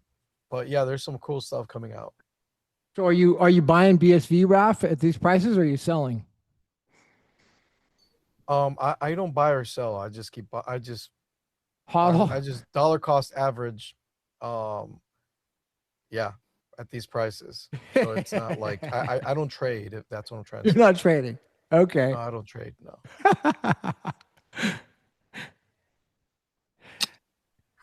It's crazy to see it still going down every day. It's it's like Isn't it? It's nuts. it's Yeah. I just I don't remember looking at understand the how that's price in happening. Have we had yeah. any? Does anyone have any info on the price suppression stuff? Like, how is that still I do actually happening on and that. going Yeah. down? I do have some info on that. I really it's probably not something I should share though. So Spill the no, beans, I Gavin. Another shouldn't share it. NDA, Gavin. How many It's are not under? an NDA, but it's I a know legal we. issue, and I can't, yeah, that's something I cannot talk about publicly without getting Are some you sort an of agent, Gavin? I'm Levels, are not you an I'm not agent? an agent. I'm just aware of liability, where there's risk and too much risk, and then I gotta not talk about certain things. So 50 NDAs. that yeah, there is an NDA that I have, yes. So but I mean, What that's the film. I mean, this film is why it's so big. I mean, I think that this is a narrative. That's not the tech. It is the tech, but it's not the exciting, tech side. It's the freaking story of Bitcoin that all the new people get excited about when they first hear about it. For me, it was like the Satoshi affairs, that whole narrative, and hearing it and reading that for the first time and reading that article, and it's just a fascinating story, And then watching that documentary, the Bitcoin doco, and that. Dale is the one who did that with Craig, where Craig's in a 2014 documentary, and he's talking about how in the future everything will be digitized. Like a little Coke can goes into the ocean, and it'll have a little Satoshi on it, and it'll be tracked. When you have a receipt because it'll all be digitized, all through Bitcoin, through Sats, micropayments, everything will be digitized in the future. And he's explaining it all in 2014 for the very first time. So, I mean, she's I don't know if she's in Melbourne or Sydney, Daniel, but she's near you. And she made that famous documentary of him way back. That's 2014. Yeah. Or maybe, yeah, And 2014. that's one of the earliest videos that I've seen of like the top Satoshi candidates, right? I haven't seen a video that early of Sabo, Adam Back, Hal Finney, all of that. Like the earliest video I've seen of anyone explaining Bitcoin is that 2014 doco on Craig. Yeah, the Bitcoin doco. Exactly. That is I one was of the going to best. mention as well. I was going to quickly mention there is a film coming out called what's an untitled film? Untitled Satoshi Nakamoto film, directed by Sophia Banks, and it's written by Andrew O'Hagan as well. No. Yeah, it says. I don't know how to drop a link in the Spaces event. Give me I don't 2 either. seconds. You have to send it to Casey. She can do it. Yeah, DM it to me. I'll throw it up there for you, Daniel. Let me do that. Because I heard about this, it's either last year or the year before. I've just sent it over there, Casey. So it says, follows the dramatic events that led a journalist to invest.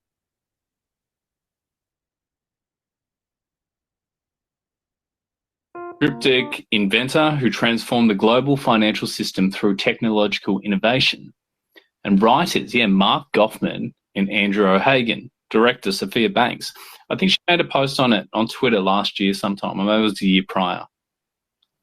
But I think that's due to come out this year as well.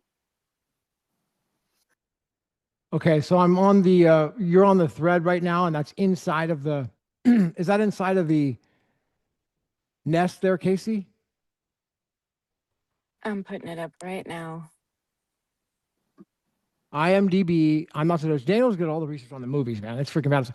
We got Bose with us. I didn't hear from you, Bose. What are you up to, man? Dude, I got to thank you for last time. You dropped all the information on the freaking amazing story about how, like, that tech, and I did a couple videos on it afterwards, man, about how the and Daniel, I know it wasn't something you were interested in, but I mean, I just want to kind of share the idea about how, like, tokenizing stuff and tokenizing shares for companies. And Bose, he really brought, I don't think if you were on the call, but he really explained it very eloquently, perfectly last time with this idea with the movie.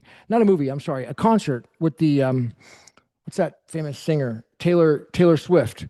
And he said, Taylor Swift concert, you're buying her songs at the concert. You're buying it constantly. You're buying shares in her songs, and it's going forward. It's ongoing. And he did a great job at explaining this whole thing. Bose, how you doing, bro? Talk to me. I'm all right, thanks, Gavin. That was amazing. Okay? Out living the dream, man. We're out living the dream. Just, we're talk about this film. I mean, I'm talking about basically, what are your thoughts? I think I have no thoughts about it. I'm reserving judgment until it comes out. If it comes out, I've been in this space so long, I'm so cynical for that. I just have to reserve judgment until it comes out. Sorry if that's disappointing. No, but I mean, will say this. Yeah, I think you have an interesting perspective for sure, because go ahead. The first project that I ever did on Bitcoin was with my housemate, who was a cryptographer, back in 2012, and we decided that we were going to make a documentary called Finding Satoshi. In 2012. Yeah, sorry, did you get the end?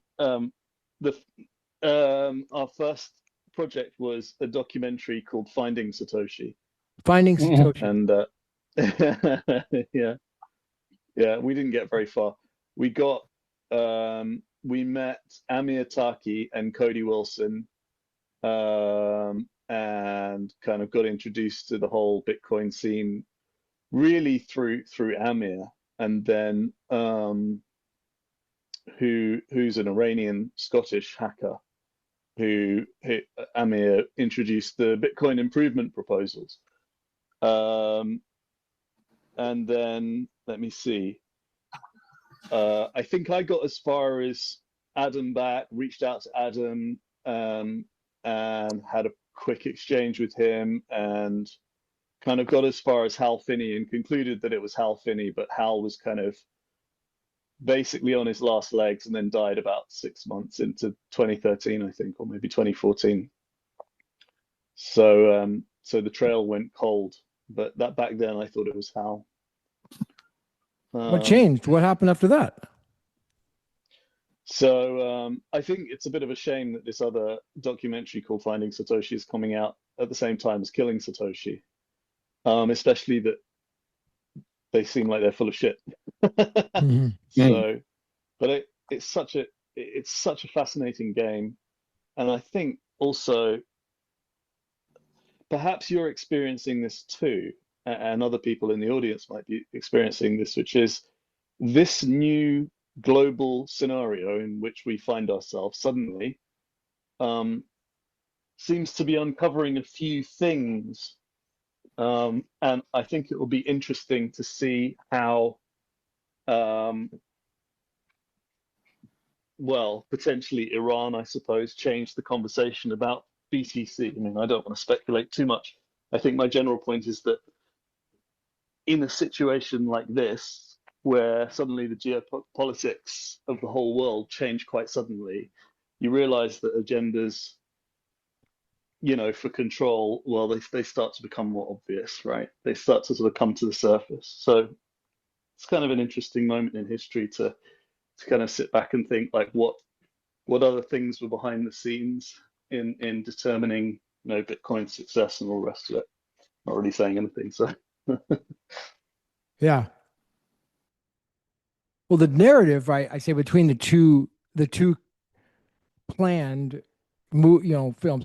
Now, it seems like the other one, the Finding one. Did you say, Daniel, that they worked on the Finding Satoshi for 4 years? Is that the one, or is this they just threw this together? What was the? Yeah, 4 years they've been working on the Finding Satoshi one. They've been trying to which find the comes guy. out. Yeah, and they said they've come to a conclusion, but It's not who Craig knows? Wright. They determined, huh? Who knows who they've come up with? So yeah, that comes out 22nd of April, I believe. Of this year? Yeah. So they're going to put next that out month. first before Killing Satoshi. Yeah. Well, hopefully but I mean, yeah. in terms of research, right? 4 years. What? The way I see it is there's 5 main candidates. There's Peter Todd, Hal Finney, Nick Szabo, Adam Back, Greg Wright. And Peter Todd was the main candidate for Money Electric, that doco that came out last year. Everyone's like, oh, look at all signs point to Peter Todd. And obviously Hal Finney's dead. Fran Finney is in the documentary that comes out next month in Finding Satoshi. Why not Kleiman? What about Kleiman? You don't think he's a candidate? Dave Kleiman? Yeah. Oh, yeah, definitely. Like, well, who worked alongside Craig? Yeah. I agree, 100%. But I think Hal Finney's already been ruled out, and Fran's repeatedly said as well that he's not Satoshi. And then Szabo. Well, Peter Todd he was underage during that time. I mean, he just he's not academic enough. You have to be. Peter Todd was 15. Yeah, he would have been 15 or 14. So highly educated to understand all the elements in that paper. Yeah. You have to be a polymath. Yeah. So, yeah. And that's not Nick Szabo. He doesn't understand. He's just not smart enough. Honestly. Yeah. He's just not. Exactly. And then you look at Craig, who's got thousands of patents. He's written the book on Bitcoin. He's behind one of the, quotation mark, forks of Bitcoin, which is the larger blocks. Kind of Satoshi was described as being the future. He's the only person that admits that he's Satoshi. It's so baffling that it'd be interesting to see to watch the documentary to see if they even mention Craig as a potential candidate. What I also find interesting is, so they've obviously made a few posts on X. All the comments are only BSVers. It's like there's no one in the BTC space or within the cryptocurrency space that even knows about this documentary. Oh, really? Yeah. It's geared only just towards the BSV community, I would think, to try to it must be just geared. I mean, it's counter narrative. It's counter operation. But I think it's the perfect example as well of BSVers being able to do their own research and find out about these documentaries that are coming out, whereas everyone in crypto just gets fed all the information to them. Crypto Twitter. They don't investigate at all. Crypto Twitter, bro. That's it. That's the I love the posts about people are like, how do I find crypto Twitter? How do I find this place? Where is it? I think you just need to follow a couple of people and you'll be able to figure it out. I don't know. Are we in crypto Twitter? Is this crypto Twitter? Yes or no? I think so. I think so. Okay. I think so. Real niche part of it. We're in it. So we're actually in crypto Twitter right now. That's cool. Yeah. That's kind of cool.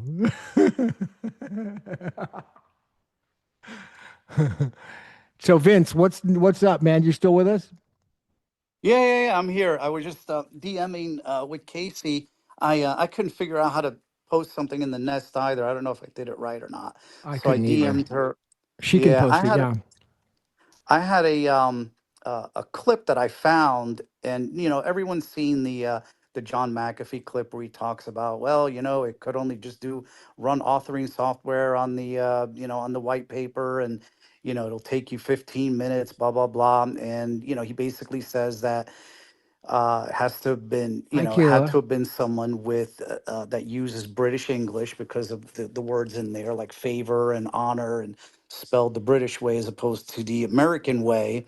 So that ruled out a bunch of people. And, he kind of said, narrowed it down to there were two, there was Adam Back and there was, of course, Craig Wright. Um, you know, and but Oh, Jay I Caps is here. never saw this other clip that I sent to Casey. Is that this clip he talks about it again, and he says he was actually on the phone with Satoshi. At this point, he just says he was on the phone with Satoshi. Okay, and the gist of the conversation was that Satoshi was trying to convince him uh, to not release, because at that point McAfee was ready to release the name of Satoshi, and this person on the other line, being Satoshi, told him no, don't do it, because he didn't say no, don't do it, but he's like, look, think about the ramifications, the consequences for this person. You're putting this person and his family in danger. What year was Okay. this? I don't When know. did I'm McAfee not sure. die? What's that? When did he die? Who, 20, McAfee? yeah, Wasn't it like 4 years ago or something like I that? remember. I remember he If was you around think it. during Bitcoin Cash and this and all that. I remember that for sure because he was doing the boat. He was out in the boat with Roger Ver and all those parties, Mhm. and he was there Right. with Brock Pierce. They were all together at some point. So I don't remember when the era you're talking about. I'm trying to wrap my head around. Oh, this was probably like, I don't know, maybe 2018, 20, I don't know, but it was he was on a video interview with somebody, and this wasn't the essence of the interview. This kind of just came up towards the end. He's like, all right, well, John, who do you think is Satoshi? And he because they talked about a lot of other things, Well, and he said kind of the same thing that he had said. So this came after, it sounded like, that after that other famous conversation that he had where he talks about the British English and uh, Adam being Adam Back or Craig Wright. Um, so on this one, he's basically, and I don't know how they got in touch or who called whom, but evidently, they were, Satoshi had found out that John McAfee was ready to release, and that he was going to be releasing Satoshi's identity. And Satoshi was telling him, listen, there are many other things that you need to think about, the consequences personally for Satoshi, what could happen to him. And and he kind of said something along the lines of like, yeah, and I promised him I wouldn't say anything, and we hung up, and yes, I will never, your name, Craig, will never leave my lips. He kind of slipped it in there, and if you I had to listen to it oh, like he four or said five that. times to make sure. What's that? He said, "Your name, Craig, is never going to leave my life." He was talking to Yes, Craig. Well, yes. remember, And Craig hated him. I don't know what year that was, but all of a sudden, oh, that would have been right around the founding of nChain. So around 2018 or 19 is when Craig made a couple videos about just ripping his ass. He had got into some yeah. disputes with McAfee. And at first I was like, okay, he's regurgitating the same thing that he was saying before. And I was like, wait a second, did he just say what I think he said? And I kept rewinding it. And I was like, oh my God. Do you And think? unless you were really listening, paying attention, you would not hear him. But he said it, Craig's name, yes. He No, narrowed it no, down, no. first of all, to Adam. You What's know, that? just to make the connection here, Mark Eglinton did the hero villain documentary, kind of Right. insider story, where he originally had gone after.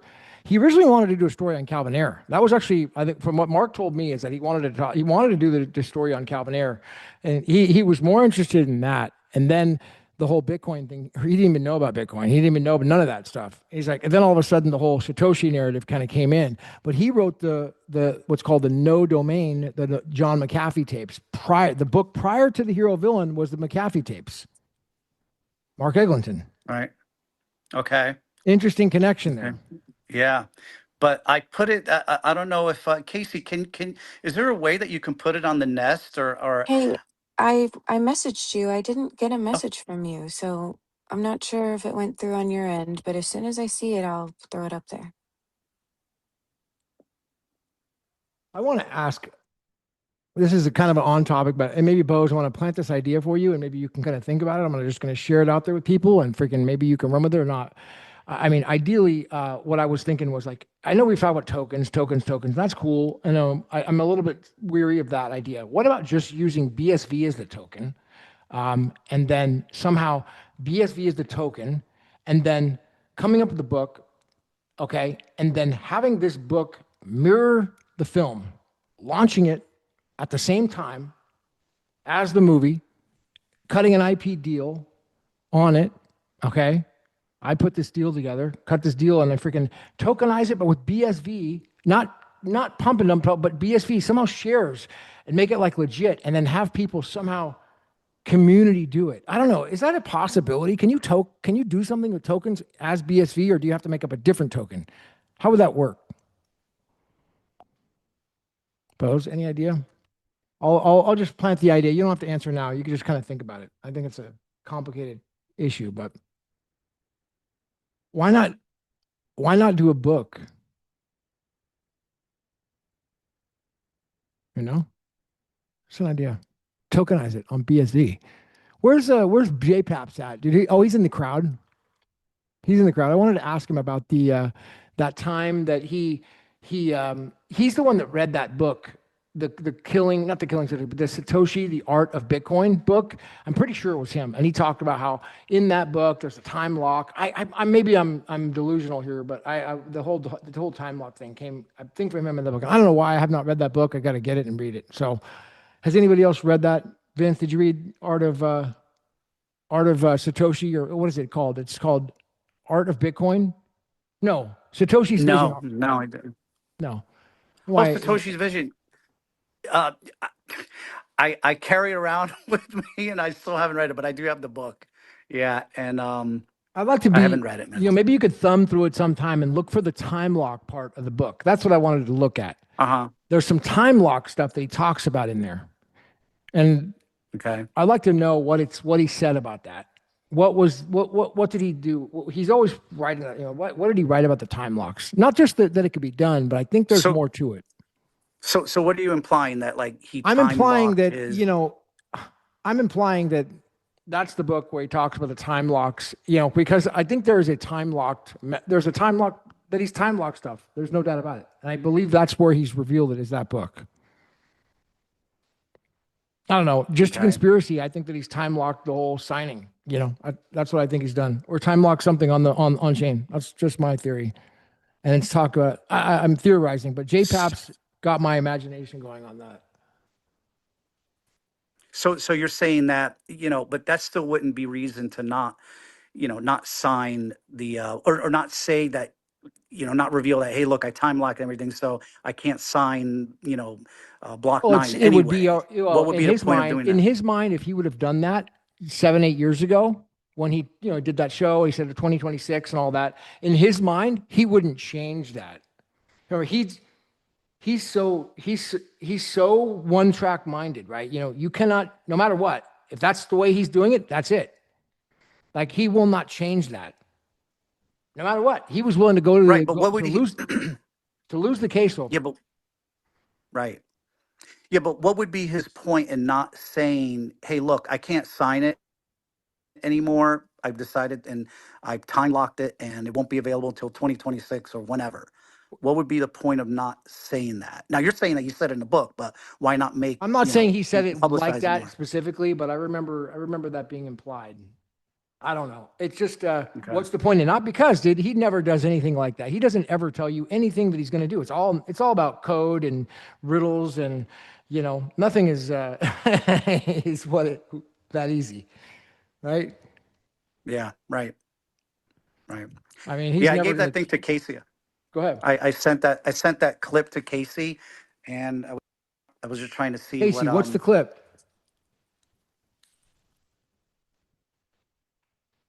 Oh, I got my man, Truth Machine, Crypto It Rebel. is in the nest now. I just finally Back got it during up the there. It took a trial minute to when it was load. going on, I had been messaging. Here's I'm going to approve a new speaker. Casey, did you want to check and see who this is? Is that we restore? Okay. Back during the trial though, we had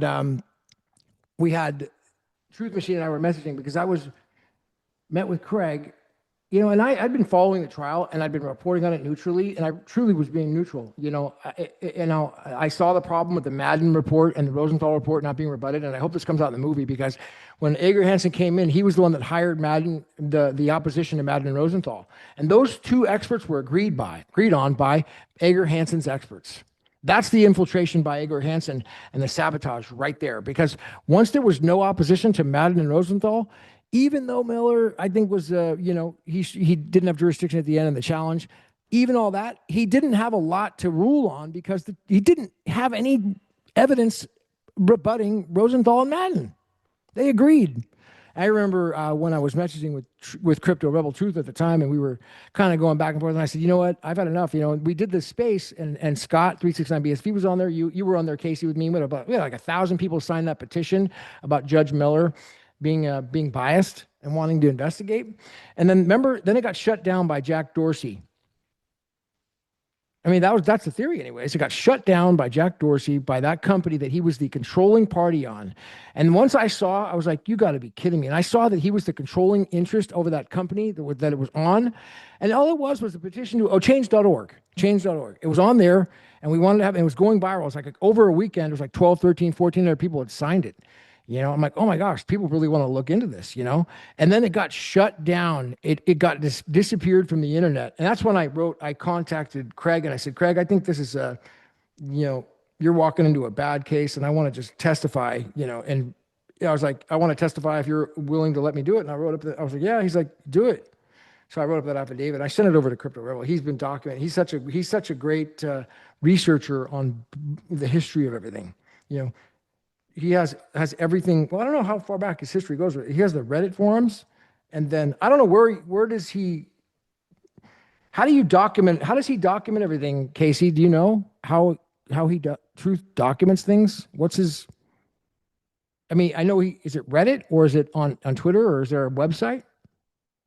I don't. I just know he's amazing at curating Yeah, and all that. But I did invite him up. I've not ever gotten to speak to him, but I he absolutely doesn't. love He his doesn't come content. up and So talk. He I messaged me know. before. He Come says on that up. that's not his thing. He's a researcher. He's in the background, and I would love to meet him in person one day. He's private for sure. He's a private guy. Very private. So Gavin, when are you going to do an interview with Craig? Well, just need a reason. You got a million reasons. I- Hi, Gavin. Hi, everyone. Who's that? Hi. Zish. Yeah, good to connect. Hey, I've got a few questions. Zish. One of my friends, Zish from Wales. Hi, good to connect. Right. Talk to me, buddy. I've got a few questions. So one, just following up what you were just saying about the court case and everything. I know a guy, my mate John Balmer's got a friend called Michael McKibben, and he created the original what became social media. It got stolen by Mark Zuckerberg, all that kind of stuff. He took it to court. They took it to court in America, found out the courts were rigged against them, and then they ended up in a long journey deep, and they ended up right back 220 years ago. They started finding out that all their patents, the patents in America, were getting stolen by Serco. His name's Michael McKibben from Leader Technologies. He's quite interesting. So that might be worth you guys doing a deep dive into what happened to him, what happened to their patents, and how it got given to poster child Zuckerberg. Because I know he was on this COPA trial, wasn't he? Zuckerberg was on the trial, but were you on? We were talking about this earlier. Did you hear the background on Zuckerberg and Copa? No, I didn't. No, I heard the other day because I've not really. I remember when you were covering the case at the time, but recently I've heard that he was involved with Dorsey and all these other people. I've not really gone deep into it, but I just heard what you were just saying then about Dorsey and all this kind of stuff.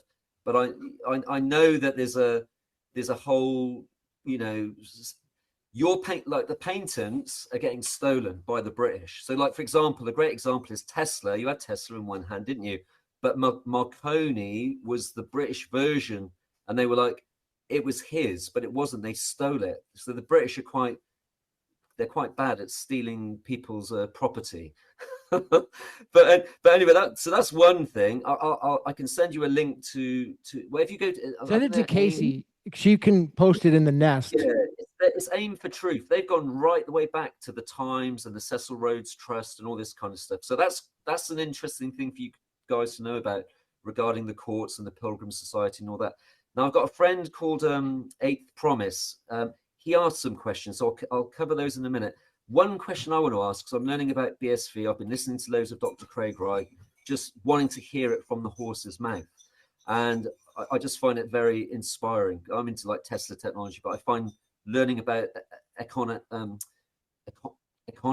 economics and currency and all this stuff, I find it fascinating. So how do I learn? Where's the best place for me to learn what the BSV protocol is and what it isn't? Where's the best place for me to learn about that? Oh, that's a good question. I'm currently going through the MetaNet Academy. I definitely would like to drop that for you to check out, metanetacademy.com. Yeah, it's probably a good, yeah, definitely plug that for sure. It's a great curriculum. But before, but let me ask you this, first of all, before I, definitely plug that. That's a great one. But before we go there, let me ask you, are you a developer or are you a researcher? What is your background here? Because that kind of would matter. What's my interest? Mm-hmm. Like, are you a developer? Because if you're a developer, then what Casey just shared is 100% what you need to be on immediately. No, I'm genuinely. I don't believe in keeping all your eggs in one basket. I think the world needs to change. I think I think we're due a renaissance. So I'm into trading. I like currencies and bartering, like everything. I trade antique Tesla technology. So I'm into the entrepreneurial aspects of it, but also I'm a creative. So I just like, I like doing things, and I just, when I listen and I like researching, I find money, currency, wealth, how it works. I find it fascinating. So I suppose I'm a researcher. Okay. Well, I would say maybe Daniel could answer that question because he does such a really, go ahead, Daniel. Yeah, I just sent Casey the link then, so hopefully she shares it in the nest. There's a website called that's BTC, not Bitcoin.com, and that gives you all the information relevant to why BSV is Bitcoin. That's probably your best. I'm 99% sure that's crypto. That's going to be Truth's website because it's got some of his videos up here where I see a video that he did with Craig and Steven Shatters up here. Yep, that website. And then it also has the panel with this website. It documents the whole, it does a really good job at kind of documenting the history for a non-developer. So if you're not a developer yet, you're not quite technical on all that stuff yet, then this is a great researcher's point. It's called that's BTC, not Bitcoin.com.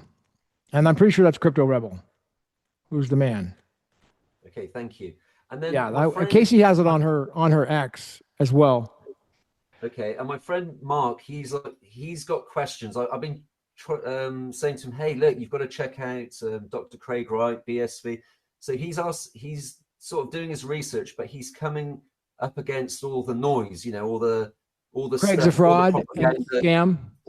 He's just coming up against. Let me ask you this: what is it a new person find when they do research? What comes up nowadays? Well, he's sending me stuff like all these like Coinbase articles. I can see he's just getting loads of like propaganda, like the stuff. Like I went to Dr. Craig rights page today, and it's just got that judge, notice on there or whatever, like the Dr. Craig Wright is not Satoshi Nakamoto. It's got, so it's so when he's going to hit the surface of it, he's just going to get all the noise, right? And I said to him, I said, bro, you've got to do deep research. Listen to Dr. Craig Wright. I'm saying to him, trying to get it through to him. So today he asked this question. He said, because he's thinking to himself, well, how is this going to be adopted? Like, how is this going to? And I think the MetaNet is one of these things, the data and all that. I'm just learning about it. But these are the questions he asked, and I'll ask them to you. Who are the commercial partners with BSV? Also, is there a listed revenue generating enterprise of users or clients with public contracts, transaction volumes, or cost saving tied to BSV? That's his question. So that's why I'm wanting to learn what the protocol is, how this is going to be, like Right. what is, Well, so anyway. let me answer that first of all.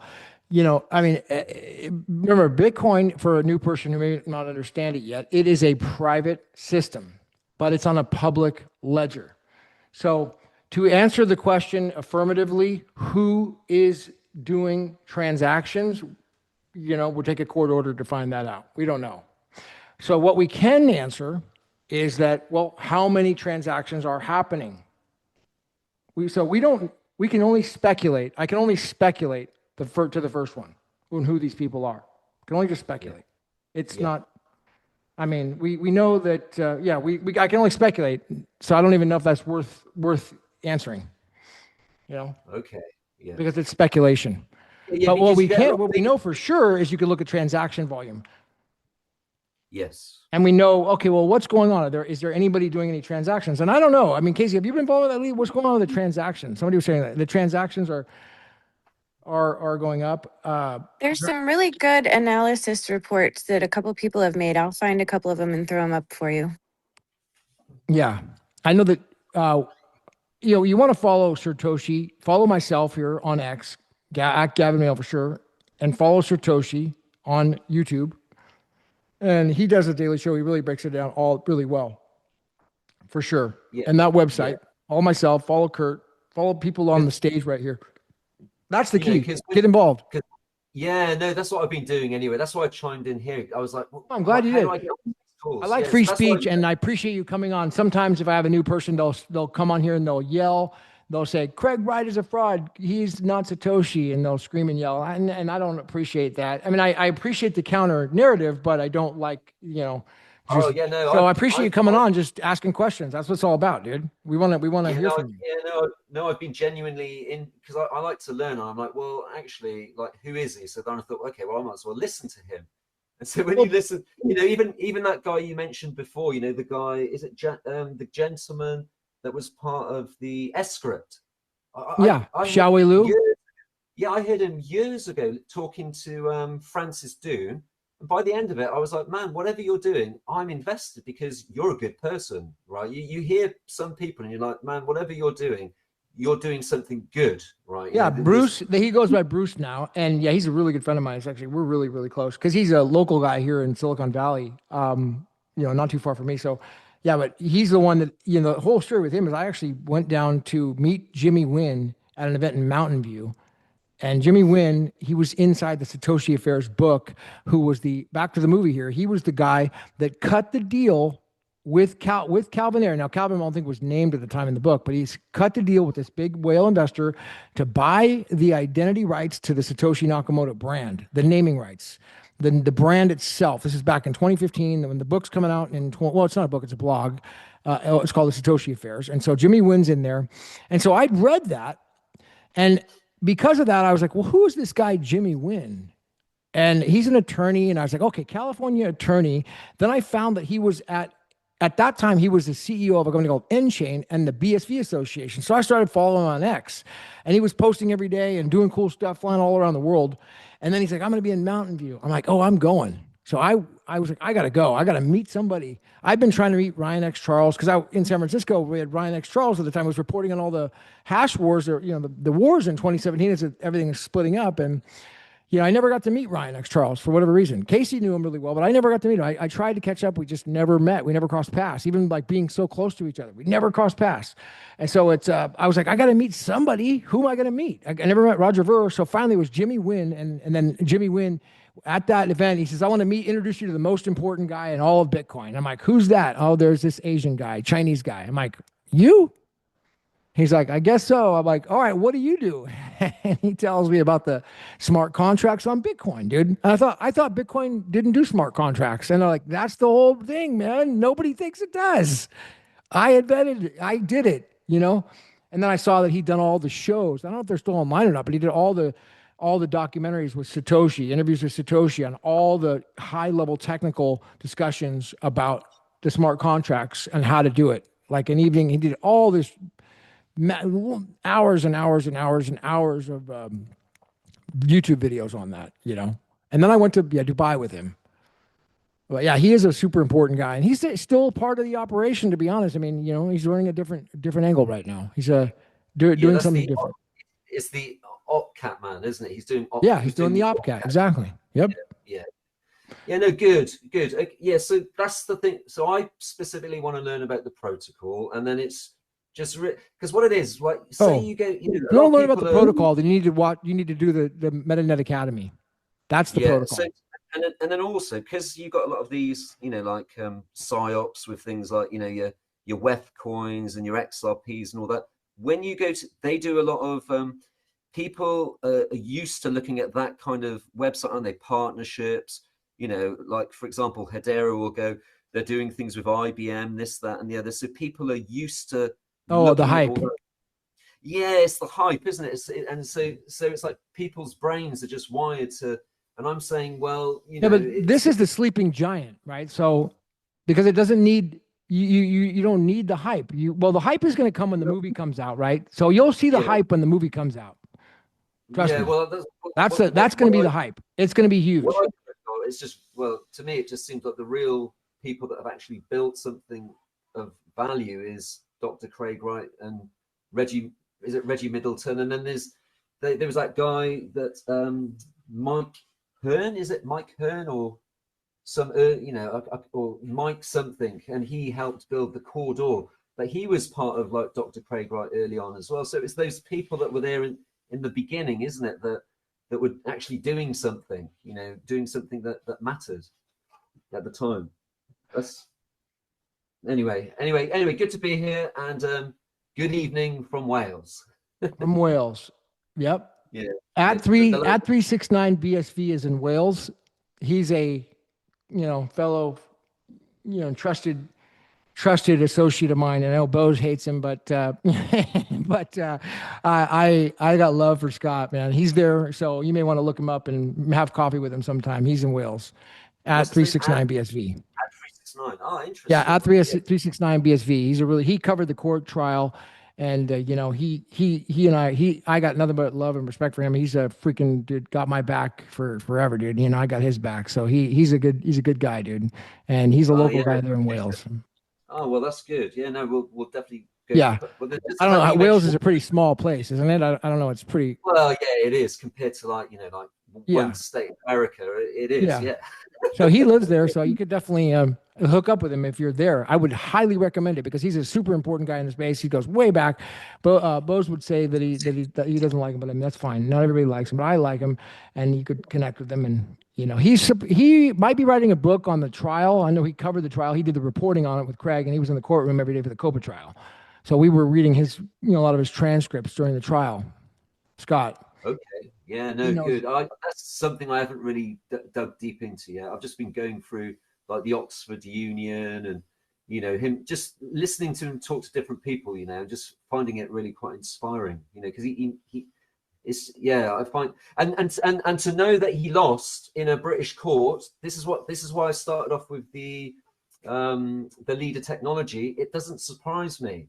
It does not surprise me at all. It's like it's all rigged against us. It's all rigged. So I'm not surprised. Hence now he's learning law. I mean, Bose, is it true? I mean, Bose is it your dad, Bose, or you know, that's on the Supreme Court, or who is it, or I know Bose is really kind of embedded in the law system out there. So I don't know. One of the is it his dad is or your uncle Bose? Anyways, is that true? A lot of the stuff is rigged out there, Bose, or is it a pretty fair system for the legal stuff out there? Uh, Maybe Bose well, doesn't want to answer. Bose? I don't think it's rigged, but I do think that I actually think you nailed it earlier when you said that Mellor actually didn't have anything to go on. Right. He couldn't. I think he would have given it to Craig if he could have done, and he couldn't because there just wasn't enough. Yeah, well, there. in the legal sense, in order to when you bring an expert witness in the court, and that's Madden and Rosenthal, and that was Copa's two main experts. You got Rosenthal was the latex guy. Remember the latex guy in the white paper, and Craig went off. He's like, Rosenthal never even logged in to latex. I told him, I said, you have to log in. He didn't. He downloaded the software. It never worked. But in order to rebut that in the law, you need an expert witness. Now, because Edgar Hansen was running the case at the time when it started, and he was the CEO of Enchain, Edgar Hansen was in charge of everything. Edgar Hansen hired an expert witness to rebut Rosenthal, and he agreed with Rosenthal. Same thing with Madden. Madden was the guy who was really not that savvy. Remember, he was just like, writing some stuff. It was actually Tristan of Copa, the attorney for Copa, was writing the Madden report. Tristan comes out at the Bitcoin conference, man, dude, he's an attorney. And I'm like, dude, you have no shame going out and being at a conference and doing all this and saying all these things. And when you're writing the expert witness's report, and he's an attorney. So anyways, he writes that report. And again, the expert for Craig, he agreed with that report. So when Mellor's coming to rule, those two things, the most important witnesses, are not at issue. So Craig's got like last minute evidence. He's bringing all this stuff in, but Mellor keeps coming back to be like, but what about these two? So yeah, that's the espionage angle. That's the movie all day long because Edgar Hansen infiltrated the operation. It all comes back to, I started this space off with the whole story with the knife in the neck, but the other big part is the racing. Of course, as a new person, I'll tell you the story if you haven't heard it before. So in 2022, after the Dubai conference, there's this famous Dubai conference, and Craig's at the thing, and he gives this knockout speech against Ethereum, and it was not online anymore. You can't find it. Maybe you could find it from Crypto Rebel Truth. He probably documented it somewhere, but he gives this speech about Ethereum, saying, Ethereum, you say you're permissionless. We're building everything that you're doing on Bitcoin. And that's the Scrypt contract integration, where it's now Turing complete on Bitcoin and Scrypt. So that's been done. But then after that, he goes to this American Express Black Card event. It's a horse racing event in the UK somewhere. Well, pink shirts, pink suits, and blue suits. And you dress up at a really fancy horse track, and you have this really fancy, American Express Black Card suite. And at the suite, Craig comes in, balling out. He drinks like a fish, so he normally drinks a lot and probably handles alcohol just fine. Edgar Hansen so conveniently shows up, and we know from just a few months earlier. Maybe even recently, the Kyle Roche stuff came out. Now, Kyle Roche was in a case in the United States, and Kyle Roche came out and said, man, I got drugged GHB by this guy, Edgar Hansen, and that came out. So we know from the Kyle Roche stuff that's a pattern that already come out, So Edgar Hansen shows up to the event, the horse racing event, meets Craig for the very first time. And this is part of the movie, right? He's coming in, hey, slick guy, really good, kind of good looking. Hey, how you doing? I really want to meet you. Oh, wow. Oh, what a coincidence. I meet you. Satoshi himself. He gets to meet him. And then all of a sudden you bite the drink, pound it down. And GHB works like a 10x on alcohol. So you get that. You drink GHB with alcohol. Now it takes one shot into like 10 shots. So Craig, who can normally handle his alcohol, blacks out drunk, wakes up the next day. What happened? Oh my gosh, I had a great time. The guy, Edgar Hansen, really parties a lot. You don't really know. This is part of the movie theme, right? So I'm talking about kind of a fiction, but kind of maybe a little nonfiction here. But it's like, calling the next day, calls over to Calvin. It's like, hey, I met this guy Edgar Hansen. He seems like a really good guy, and with not the best social skills as a highly autistic person with Asperger's, not reading people extremely well, I would say. And I can't really, autistic people would have to be able to explain that better than I could, but apparently that's how that he operates. He doesn't have the social cues. So Edgar Hansen, we could probably easily pick up on him right away. He couldn't. He thought he was a good guy. He's going to say he's a new friend. He even though he's the guy moving his drink, he says, let's get this guy into Enchain and he'll run my court case for me. I trust him now. Now all of a sudden he's running the court case, hiring the experts inside of Enchain. He's the CEO. Fox is in the hen house, and this is the whole espionage angle of the movie. Now, I could talk about that because it came out in the court stuff. Edgar Hansen was found in contempt, criminally charged, bench warrant for his arrest. So he is a bad actor. That really, the GHB stuff is still theory. We don't have proof. That wasn't in court, but we kind of got a couple witnesses on that there was drugging involved at that horse racing event, and that's the narrative I think that needs to be that hopefully will be in the movie. I think that it will. No, that's my little rant on that. Casey. So tech. Is that your name, Tech?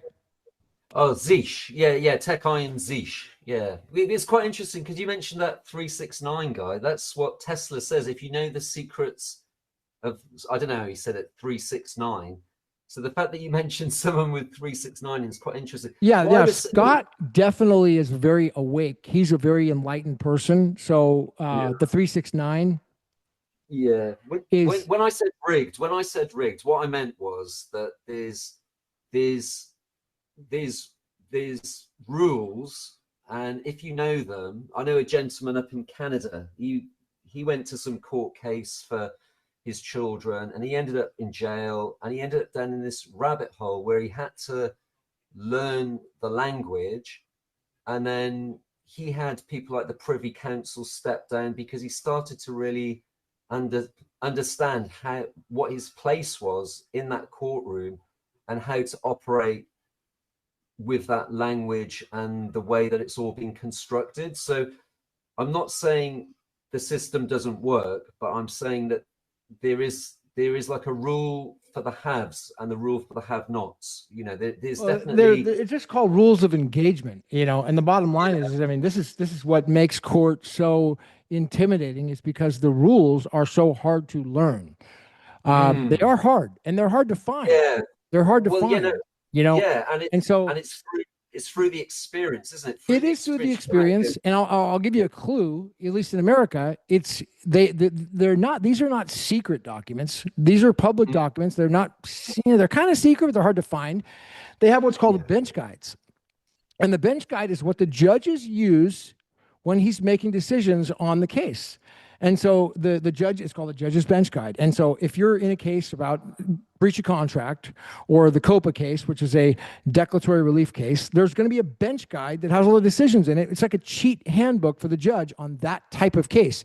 So the judge is actually using that bench guide from the counsel to determine, what's the controlling law here? And if you have that handbook, then you know the rules of engagement and you're playing their game. Now you just have to play. It's literally they use a cheat guide called the judge. It's not a cheat guide. It's just it's a judge's handbook. It's the bench guide. And I mean, but it's on every different set of law. So it depends on what type of law you're in and what type of case you're involved in. But every set of law is going to have a bench guide, and that's what they use. You know that, you can win. Yes. Yeah. You can win. But if you don't know that, then you're thinking, oh, maybe equity is going to work. Maybe common law is going to work. Maybe this is admiralty law court. Or maybe there's another rule. No, I mean, you're like guessing. You're blindly guessing at that point. You have no idea, what's going on. But if you actually see, the judge is actually reading this bench guide when he goes back into his chambers and he's double checking the cases in it, and you cite one of those, and then the judge's light bulb goes, he's like, oh, that's the case in the bench guide. That controls me. Yeah, that's right. Now you've got control of the court. You win, but you still have to experts. I mean, in the case with Craig, he didn't rebut the Madden and Rosenthal reports. You can't really do much at that point. You have to fix that. It has to be vacated. Now, the one thing I will say, I mean, it's probably a long shot, but the one thing about the that Copa case is that Judge Miller was challenged at the end. His bias was challenged because when we had this space that November, right after Thanksgiving, 1,000 people had signed this petition about Judge Miller being biased and wanting to investigate. Then Jack Dorsey had the petition taken down from change.org and deleted it. So I brought in an affidavit, went to Craig, and I wanted to testify in the case. And so I did. And I said, I'm going to testify as a witness. I interviewed David Pierce.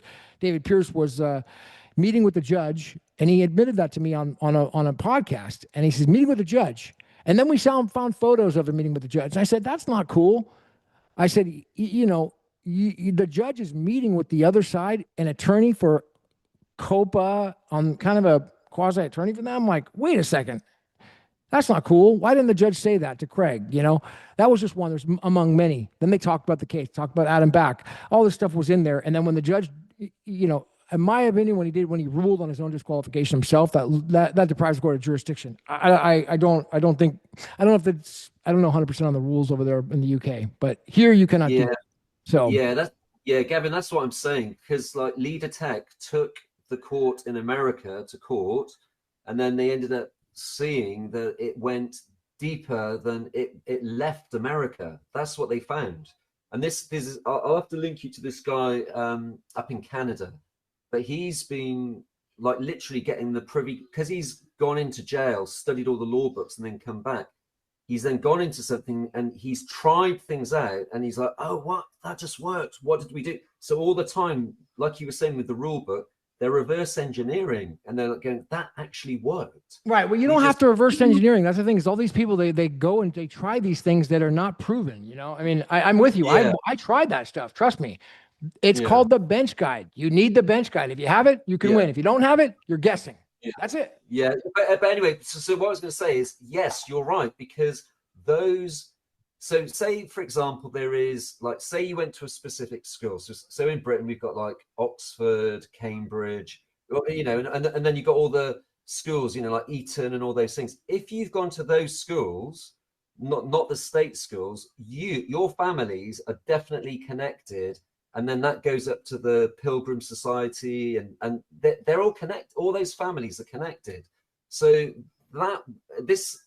it's there, like you can see. And then so your Americans then come over to Britain. They might come over on a Marshall scholarship or a Rhodes scholarship, whatever.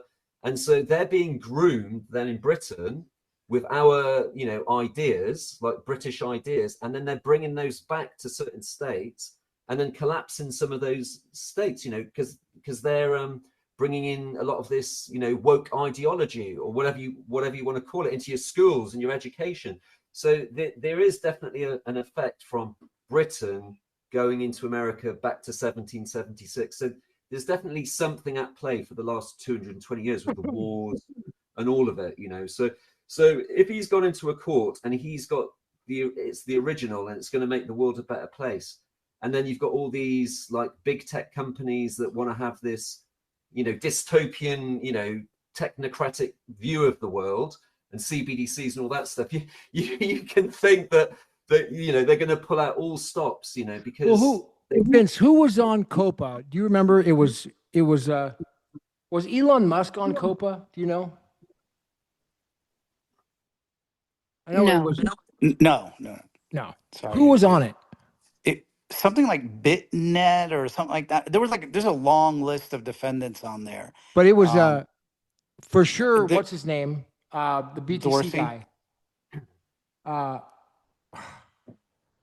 Daniel, what's the guy's name? The famous BTC guy. He buys BTC and holds it. Michael Saylor. Oh, Saylor. Yeah. Yeah. He was on it.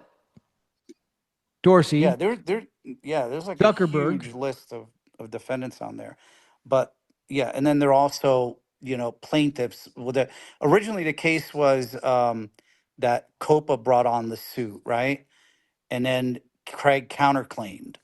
So they're all defendants and co-defendants. I mean, plaintiffs and defendants.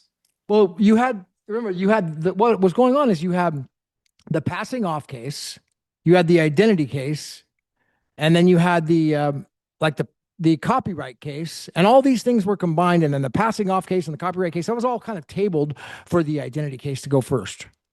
And so they combined them all and put it on hold. The passing off case never got heard, Right, right. never And that got was looked at. right. And that was because, that's when Craig got charged with contempt Uh-huh. because he brought by bringing up the case, they they said that he was implying that, he was Satoshi. But Right. he made it a point to bring up the case as his name where it said Reverend Dr., Right. Reverend Reverend Doctor. Dr. Craig. Right. Yeah. So, yeah, by him just bringing up the case, that was the whole basis of the contempt charge, Right. which is ridiculous. So he could have never, all these things that you were talking about, where he wasn't able to bring into evidence, could have been easily cured during, on an appeal, but he never let him have the appeal, you know?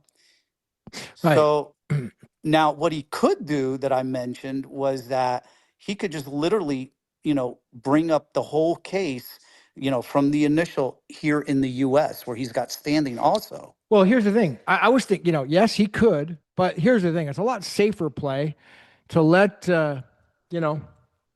Yeah, let let Kurt do it, some right? other Somebody who's random affected. ass guy, and let's just say John McAfee comes forward from the dead. He wants to bring the case, Right, right.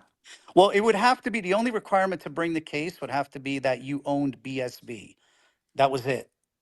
That's really it. So you were, affected because they caused a drop in value of BSV because they delisted it. That's Mhm. it. Yeah. Now, So if anybody were to bring that case here in the year, it's going to get major attention. They're going to get sued. They're going to get wrecked. They're going to need massive funding because you're going to bring forward Coinbase. You're going to bring forward Kraken. You're going to bring forward all the COPA lawyers, and they're all going to counter. You got Greg Maxwell, and everybody. They're all going to counter, and they're going to sue that person, and they're going to, if they have a lawyer, that lawyer is just going to be buried in paperwork. I mean, that's not an easy fight. yeah, I mean, there are lawyers that specialize in class actions like that, and the bounties though are huge. So yeah, I mean, it happens all the time where they expect that they expect to get buried. So if they're prepared, you got a firm. Yeah, a small firm would not be able to handle it. I mean, you got to have like a huge firm, and that's willing to do it on contingency because that's how they all work. And yeah, but whoever does it is going to be a rich man. You Gavin, know. didn't you say you found a way to do something moving forward with that? I did, yeah. I know exactly how to do it. I mean, Tell so, us, tell them, well, because it sounded really interesting. do we really? I mean, you want me to tell the world the plan? Is that really the smart move to do? I want you, Is I that want you to really a mention. smart thing to say on this call? Like, because everybody, I don't know who's listening to this call, like where the recordings are going to go. I don't know if that's really a smart idea. Tell the opposition your plan. I don't know. Should I? Well, okay, yeah. If it's gonna mess up your strategy, I definitely mean, don't. But I just thought it sometimes, was an maybe they interesting just thing don't that you could. care. I guess maybe they don't care. Yeah. Um, I thought you found a loophole to be able to, It's not a move loophole. it It's just a forward. procedure. It's a Yeah. multifaceted procedure in the legal industry. There's a way to go about this that we do it on a much softer approach because the passing off case is that $1 trillion case that the whole world sees, and then COPA goes crazy, and Jonathan Huff and everybody sues again, and every all counter, and then the BTC and Tufty the Cat and Hodlnut and all those people show up at the court, and remember that's how it went down. It's just massive, so much attention. But if we could do it a little bit easier than that, a little smoother than that, and save that big case, like save that one and do something a little more basic in the beginning that is not so, that is a big deal, but not as noticeable because there wouldn't be any money involved. That would be a much safer approach. And once that's done, then the big case could happen. But there's like a preliminary strategy that needs to happen first. But And what is your what would the relief be? What would you be searching for? For, the IP rights, or what would no, no rights, it involve? no rights. I just want, Mhm. I just want a declaration from the court. That's it. I just want to suit in equity. I want to come into equity. It's a simple equity, a complaint in equity. That's it. Meaning that there isn't any money involved. Um, it's an equitable. I would just want quick equitable relief. and that would, yeah. I mean, quite. I don't want to say. Yeah. Right. I No, feel like I right. should say, but because I don't think anyone's going to care. They don't want this strategy is just Well, going to they be over would. their head. But Yeah. it's quiet title, you know, quiet Mm. title, equity. Clear this out. Boom. Clear this out right But, now. I would just do but like a simple equity suit. yeah, but quiet title. What's your basis for a quiet title, though? I Well, mean, what? quiet title would be the actual way it's done, but it's not technically a quiet title because quiet title is a real estate thing, right? But I mean, it's Right. in the theory, it's in the nature. Okay, without me revealing everything, it's in the nature Right. Okay. of that.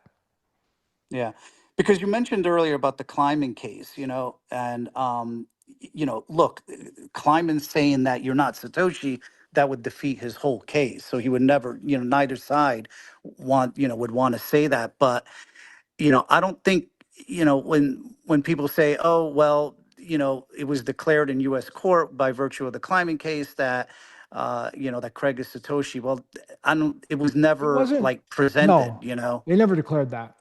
Right. Right. So. No, he never declared that.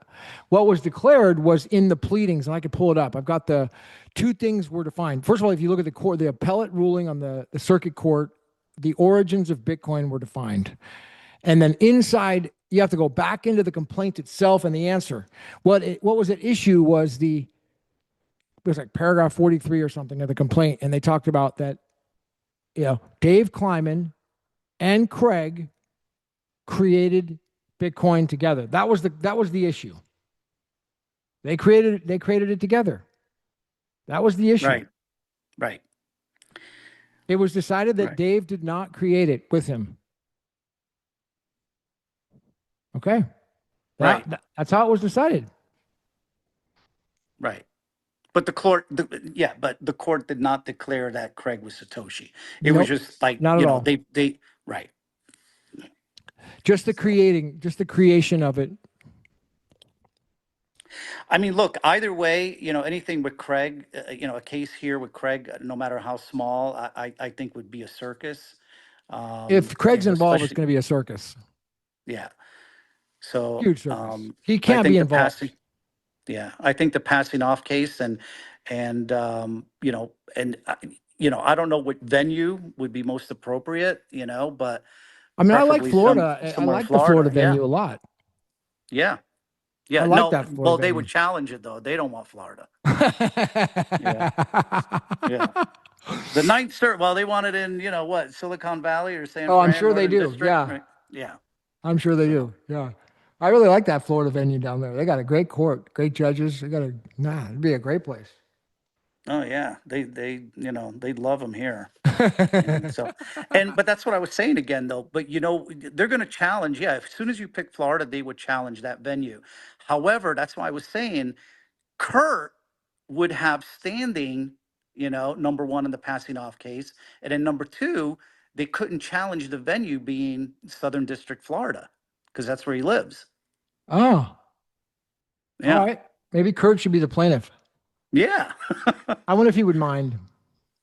Hey, Kurt, do you yeah. mind getting sued by everybody in BTC Core and Greg Maxwell attacking you?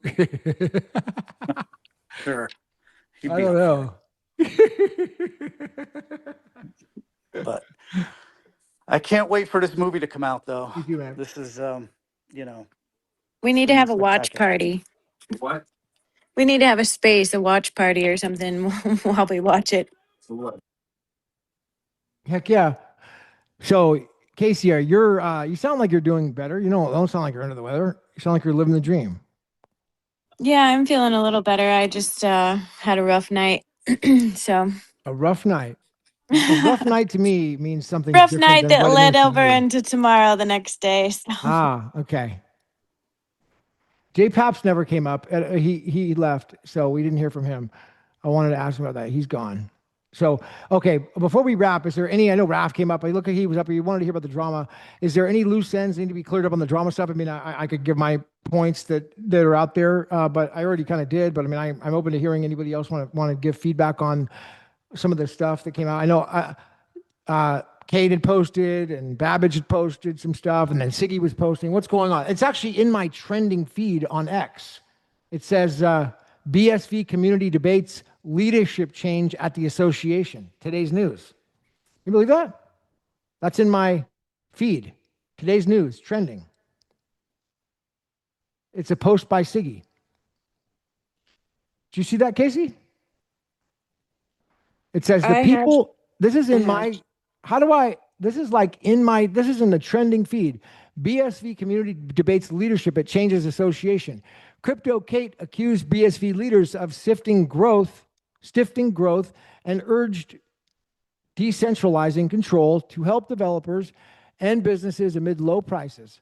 Association manager Siggy Oscarson, he defended the team's efforts with limited resources while supporters highlighted recent tools like network access rules. Others suggested alternatives like a new group or on-chain governments as BSV faces slow adoption despite its scalable design since 2009. So that is on X in my top feed. And it's a post from Siggy, and then it has Kate. I guess I hit a nerve about BSVA. And then George, oh, she deleted the post. She deleted it. It's gone.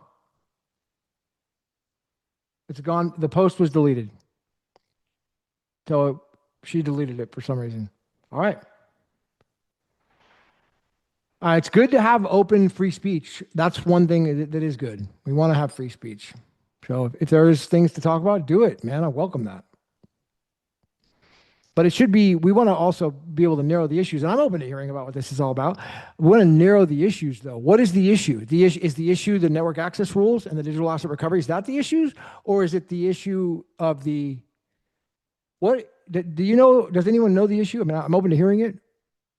I'm just not clear on what the narrow issue is.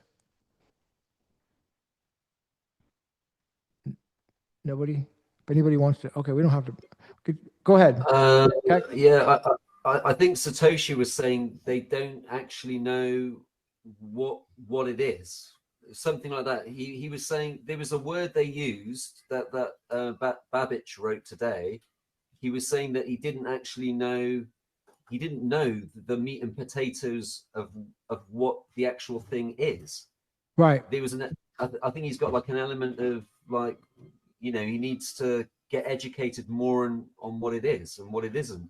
There seems to be exactly. The issue is not clear. It seems like, learning needs a communication issue. Like a word is not defined. That seems to be the issue at this point. Right? Ultimately, I think that there was a lot of also there could be some contention with bad actors inside the association. I mean, but that happens with everybody. And even if it does, the only way it affects anybody here is you didn't get money. I'm sorry. I didn't get any money. That's what I took from it. It seemed that it was about money. That's what it was. I picked up. You didn't get money from the association, and neither did I, and neither did most anybody here. So, oh well, that's too bad. Somebody else got the money. That's life, Yeah, it doesn't have anything to do with the protocol. But there's a greater vision at work, isn't there? Yeah, there's a much brighter vision. Yeah, for sure. Yeah, I'm here for the vision. Exactly. I'm here for the, a wise man said the pain will push you to the vision pulls you. And I'm so glad that I've arrived here. So what is your, when did you get here? When did you find all this? When did you find this? Well, I've actually been listening to you like on and off. Like it was the Copa case that I started hearing you because you were coming over to Britain. And then I kind of I heard, it was you talking to that Crypto Rick, Crypto Rick. Oh, for sure. Yeah. But I always found the geometry, because I was starting to question all that XRP stuff and nobody could answer any questions that I had. And then, and then he was somebody that was kind of but I felt that there was too much gematria, looking in too much into things. You can get almost wrapped up in all of Right. that as well. It's like then all of a sudden everything looks like gematria, and like, well, you can pretty much make it into anything you want, basically. Yeah, for sure. Yeah. And they can just be like leaving. You've got to so discern. Today we're in like a post-truth world, so we really need to discern, don't we? What is so many psyops? Like, I'm in like the health world, so I see so much trickery going on, and I'm in a lot of technology, so I'm like, but more sort of analog technology. You know, and just sorry to interrupt you, but one psyop don't want to get involved in is the Health Ranger. That is a psyop. I'm gonna tell you right now. Do not get involved in Health Ranger. So many, like this doctor. Well, actually, Dr. Jack Cruz, who's like a staunch Bitcoin advocate, and he's getting everyone to take this methylene blue. I'm like, there you go. Why exactly. That? It's like psyop. There is. There's so many like little psyops going on. And I'm a parasite. It's like, no, I just say.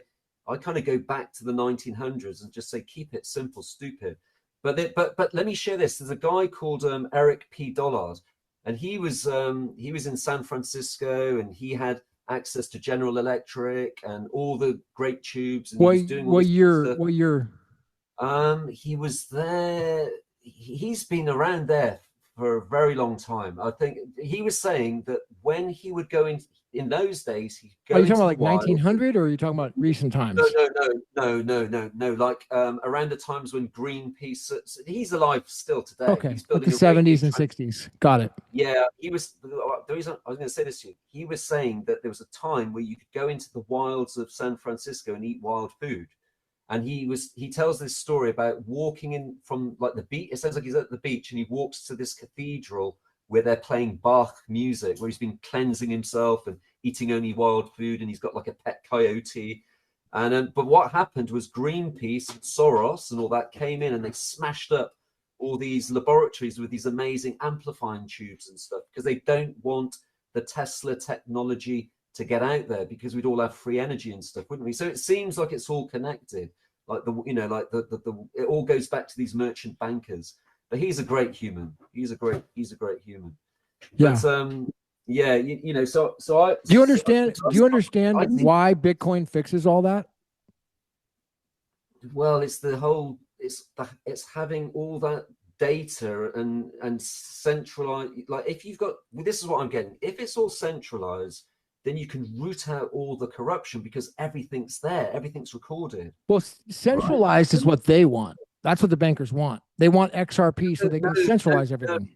No, I don't think they do, though, because they want it. They want both. They want it decentralized for themselves, but they also want it centralized for. Well, define decentralized.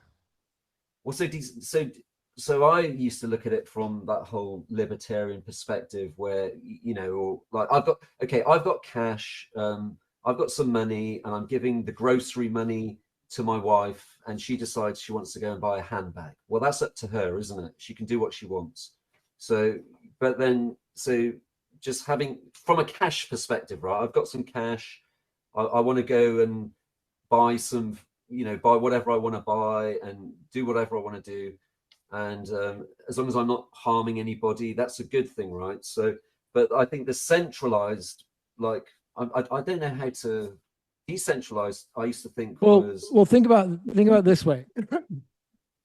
The first sentence of the white paper, I think, is a pretty good definition of what decentralized is. A peer-to-peer electronic cash system, I would redefine the internet. Peer-to-peer, that's decentralized. If me and you are transacting out here in cash, in gold, in barter, there's no central party between us. We are peer-to-peer. That's decentralized. Yes. That's what decentralized is. Peer-to-peer transaction.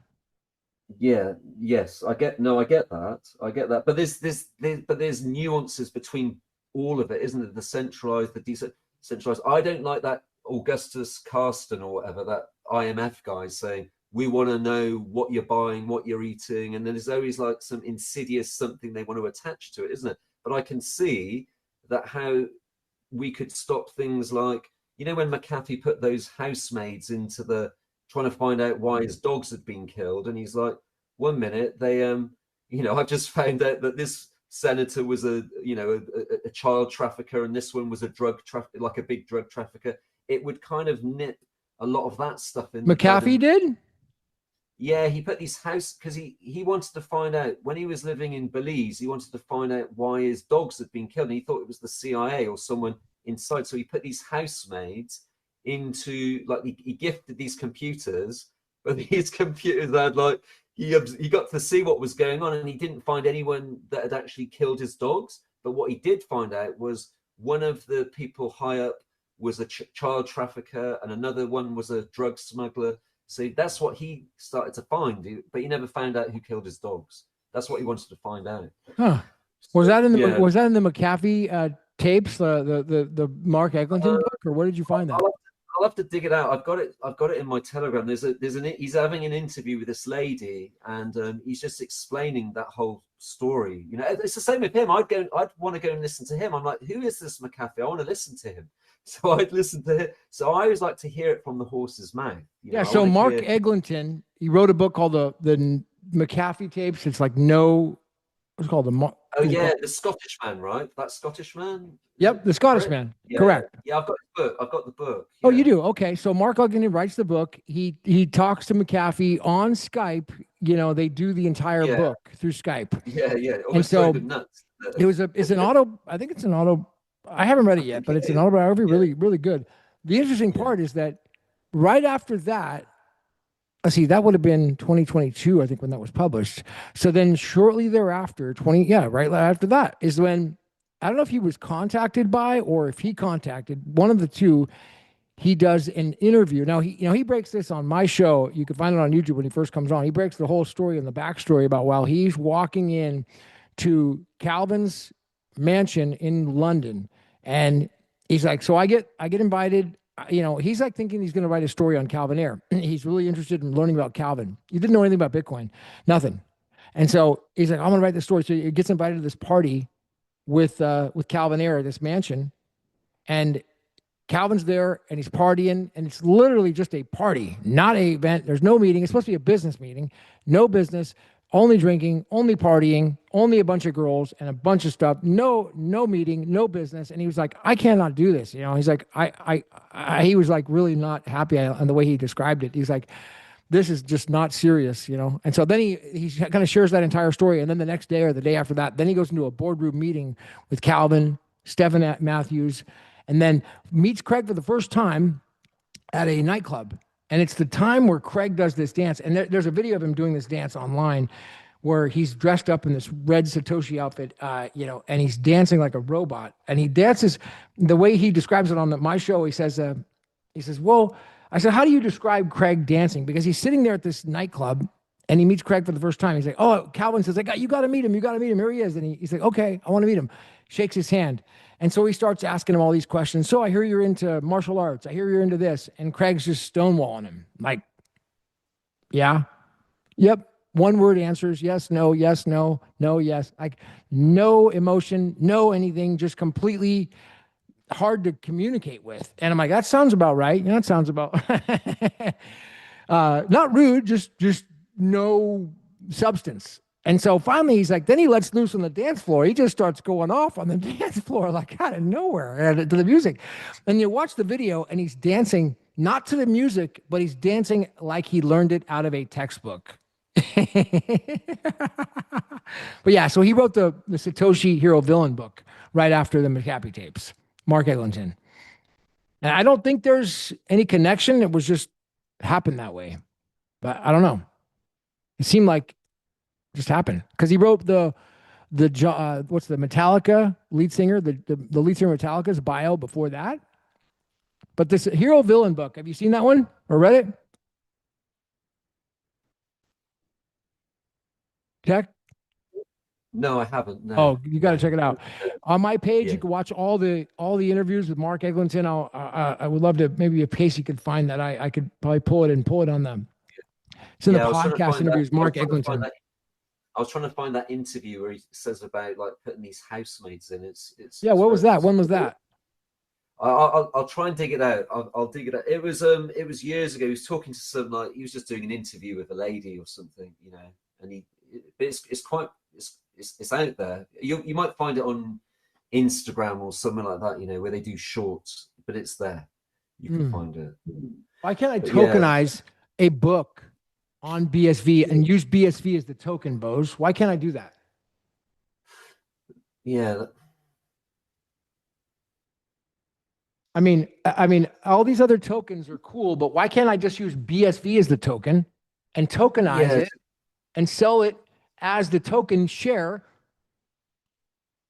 Is that possible?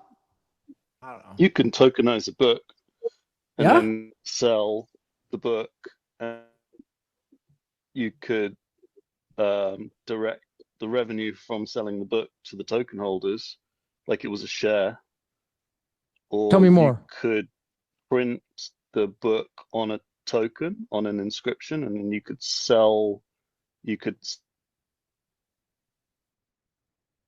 as a token. You could create a wallet that was like a reader, and then when people bought your tokenized book, they could read the book inside the special wallet that you made. That would actually be very simple and very straightforward, and actually a really good use case. Think of it would basically be a Kindle.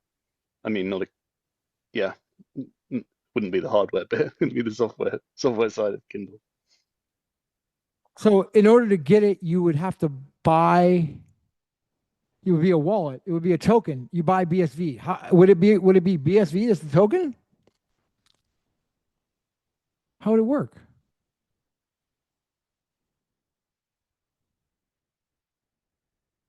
Looks like I lost you on mute.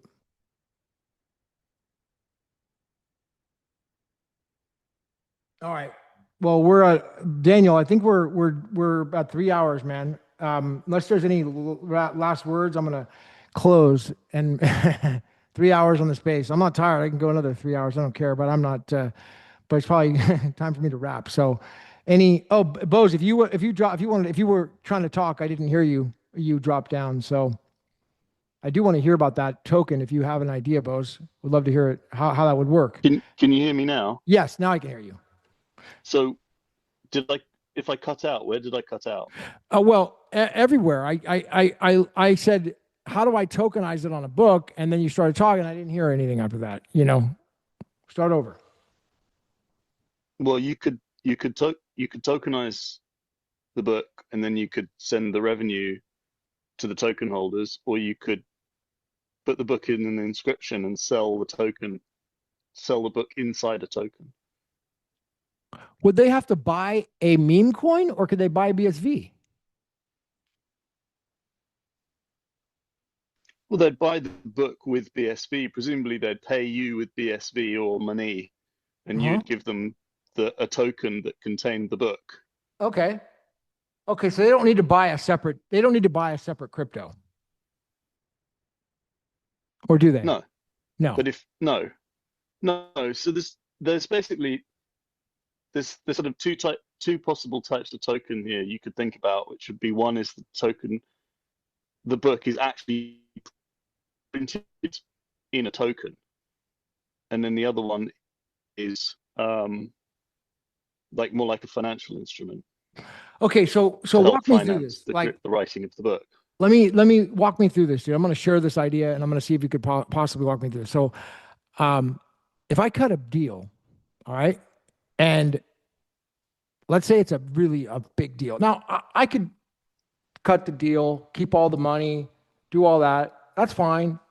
But if there was a way to where I cut this deal and then I could do it as a community effort to make it more viral, that way everybody somehow has a share. Is that possible? And how would that work? Like on a book, for example.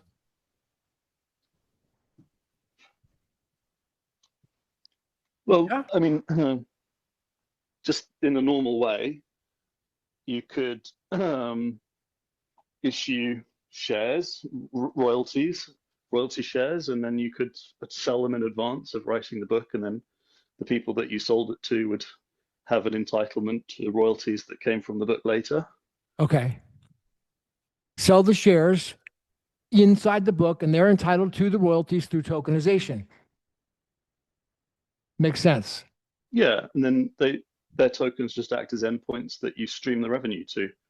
So they're tradable. They can sit in different people's wallets, and you can find them with an indexer and ping the addresses that hold your token. And if you sold 10% to market, then you'd ping out 10% of the royalties. And I would set up I'm doing this anyways. I would set up a company like a US based corporation or whatever, right? Like an S corp or C corp, right? To make it legal, and then hold the shares through there. Is that what you're thinking?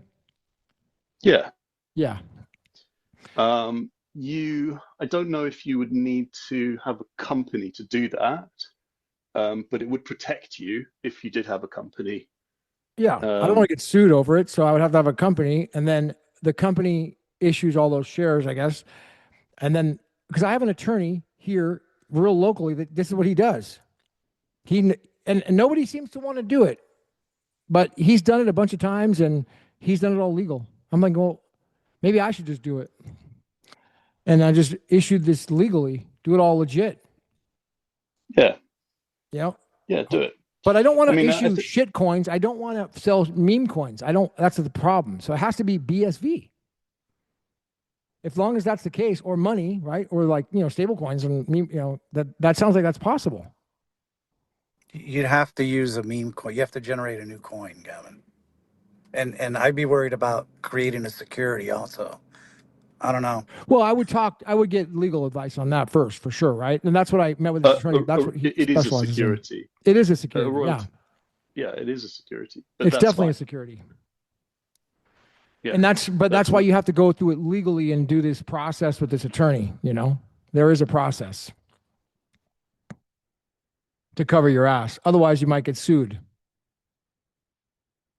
Well, you might get sued anyway, but if you've got a company, then the worst that they can do is sue the company.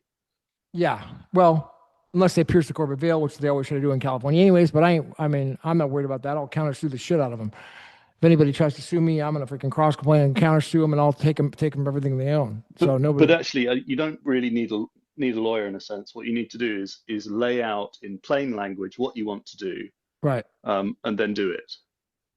Okay. So as long as the contract is clear and the buyers who are buying your token know what they're buying and there's no trickery in there, and you deliver on your promise, then they have no grounds to sue you.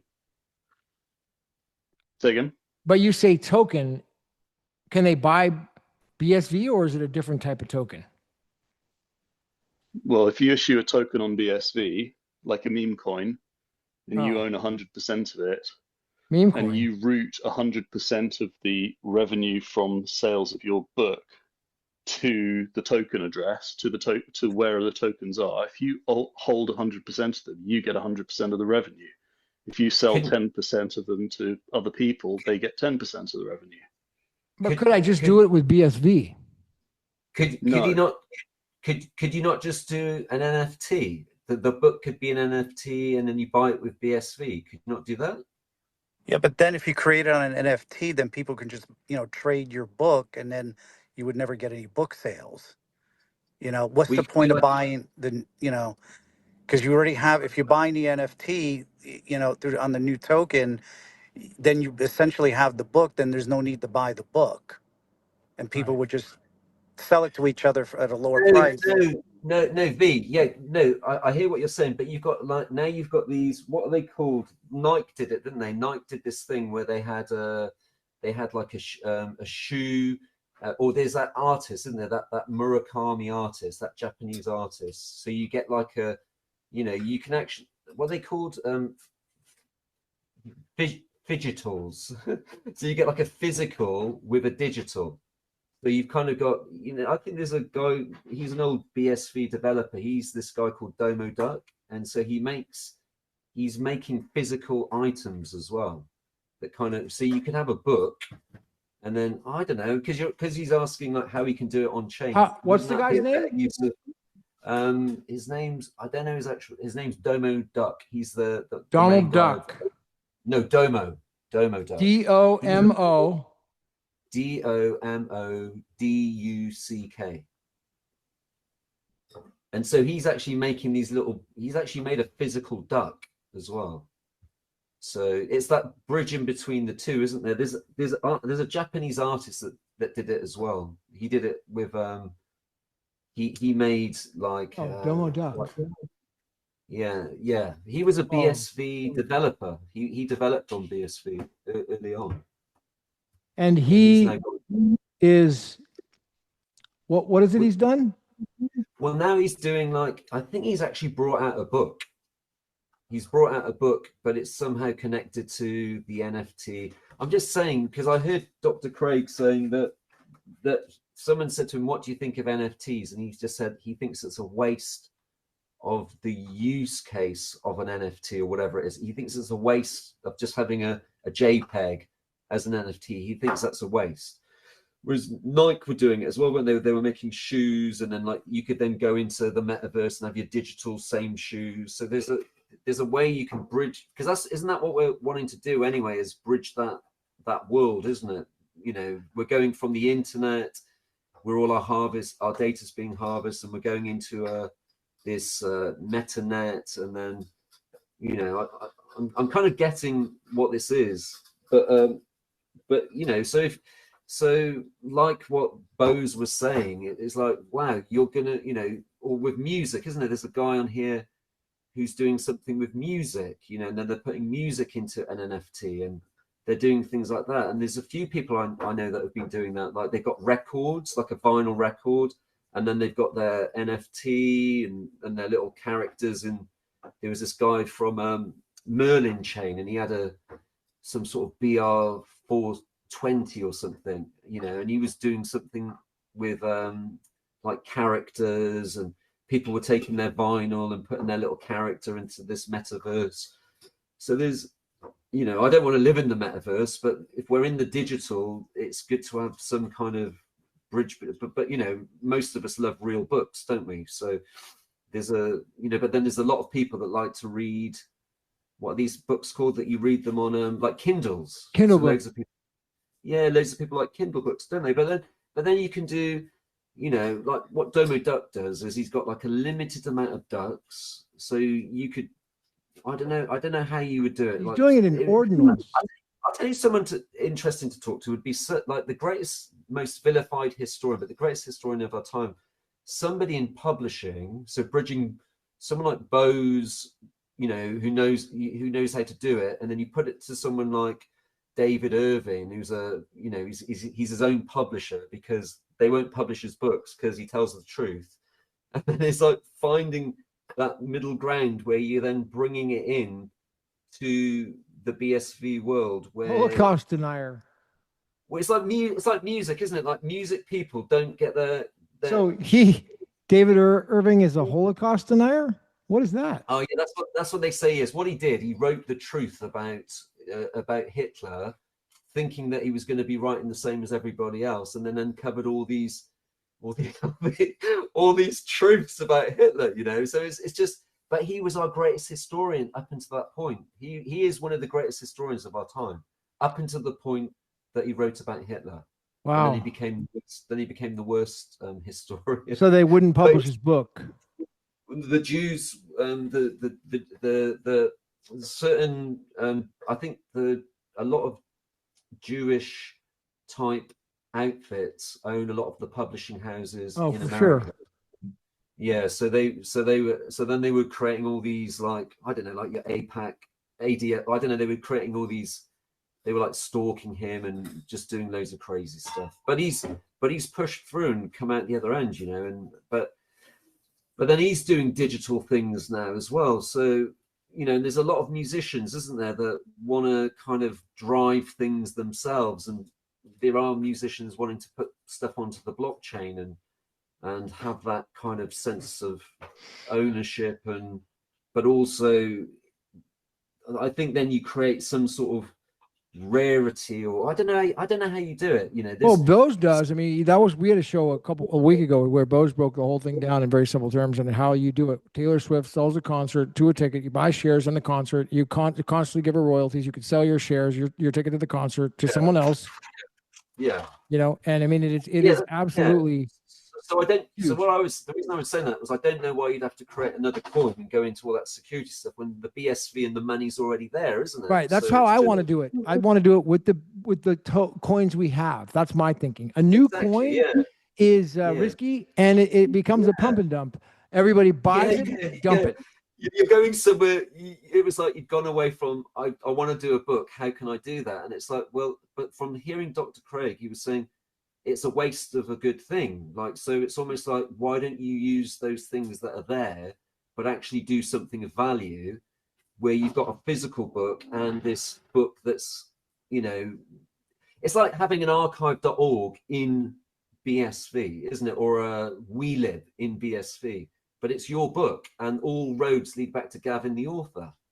There's a way to do it, isn't there? And then people will want, like, I would buy that, but I'd want the physical book as well. So then maybe that's where it all comes. I don't know.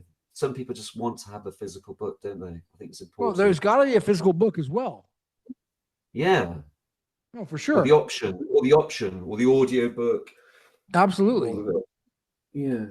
Yeah, but I'm not that person to say how to do it. But Domo Duck's done it. I can say he's done an NFT, but then he's brought it to life, and he's doing crazy things where he's getting like little printing books and little ducks, and he's just obsessed with it. He's a genius in his own right.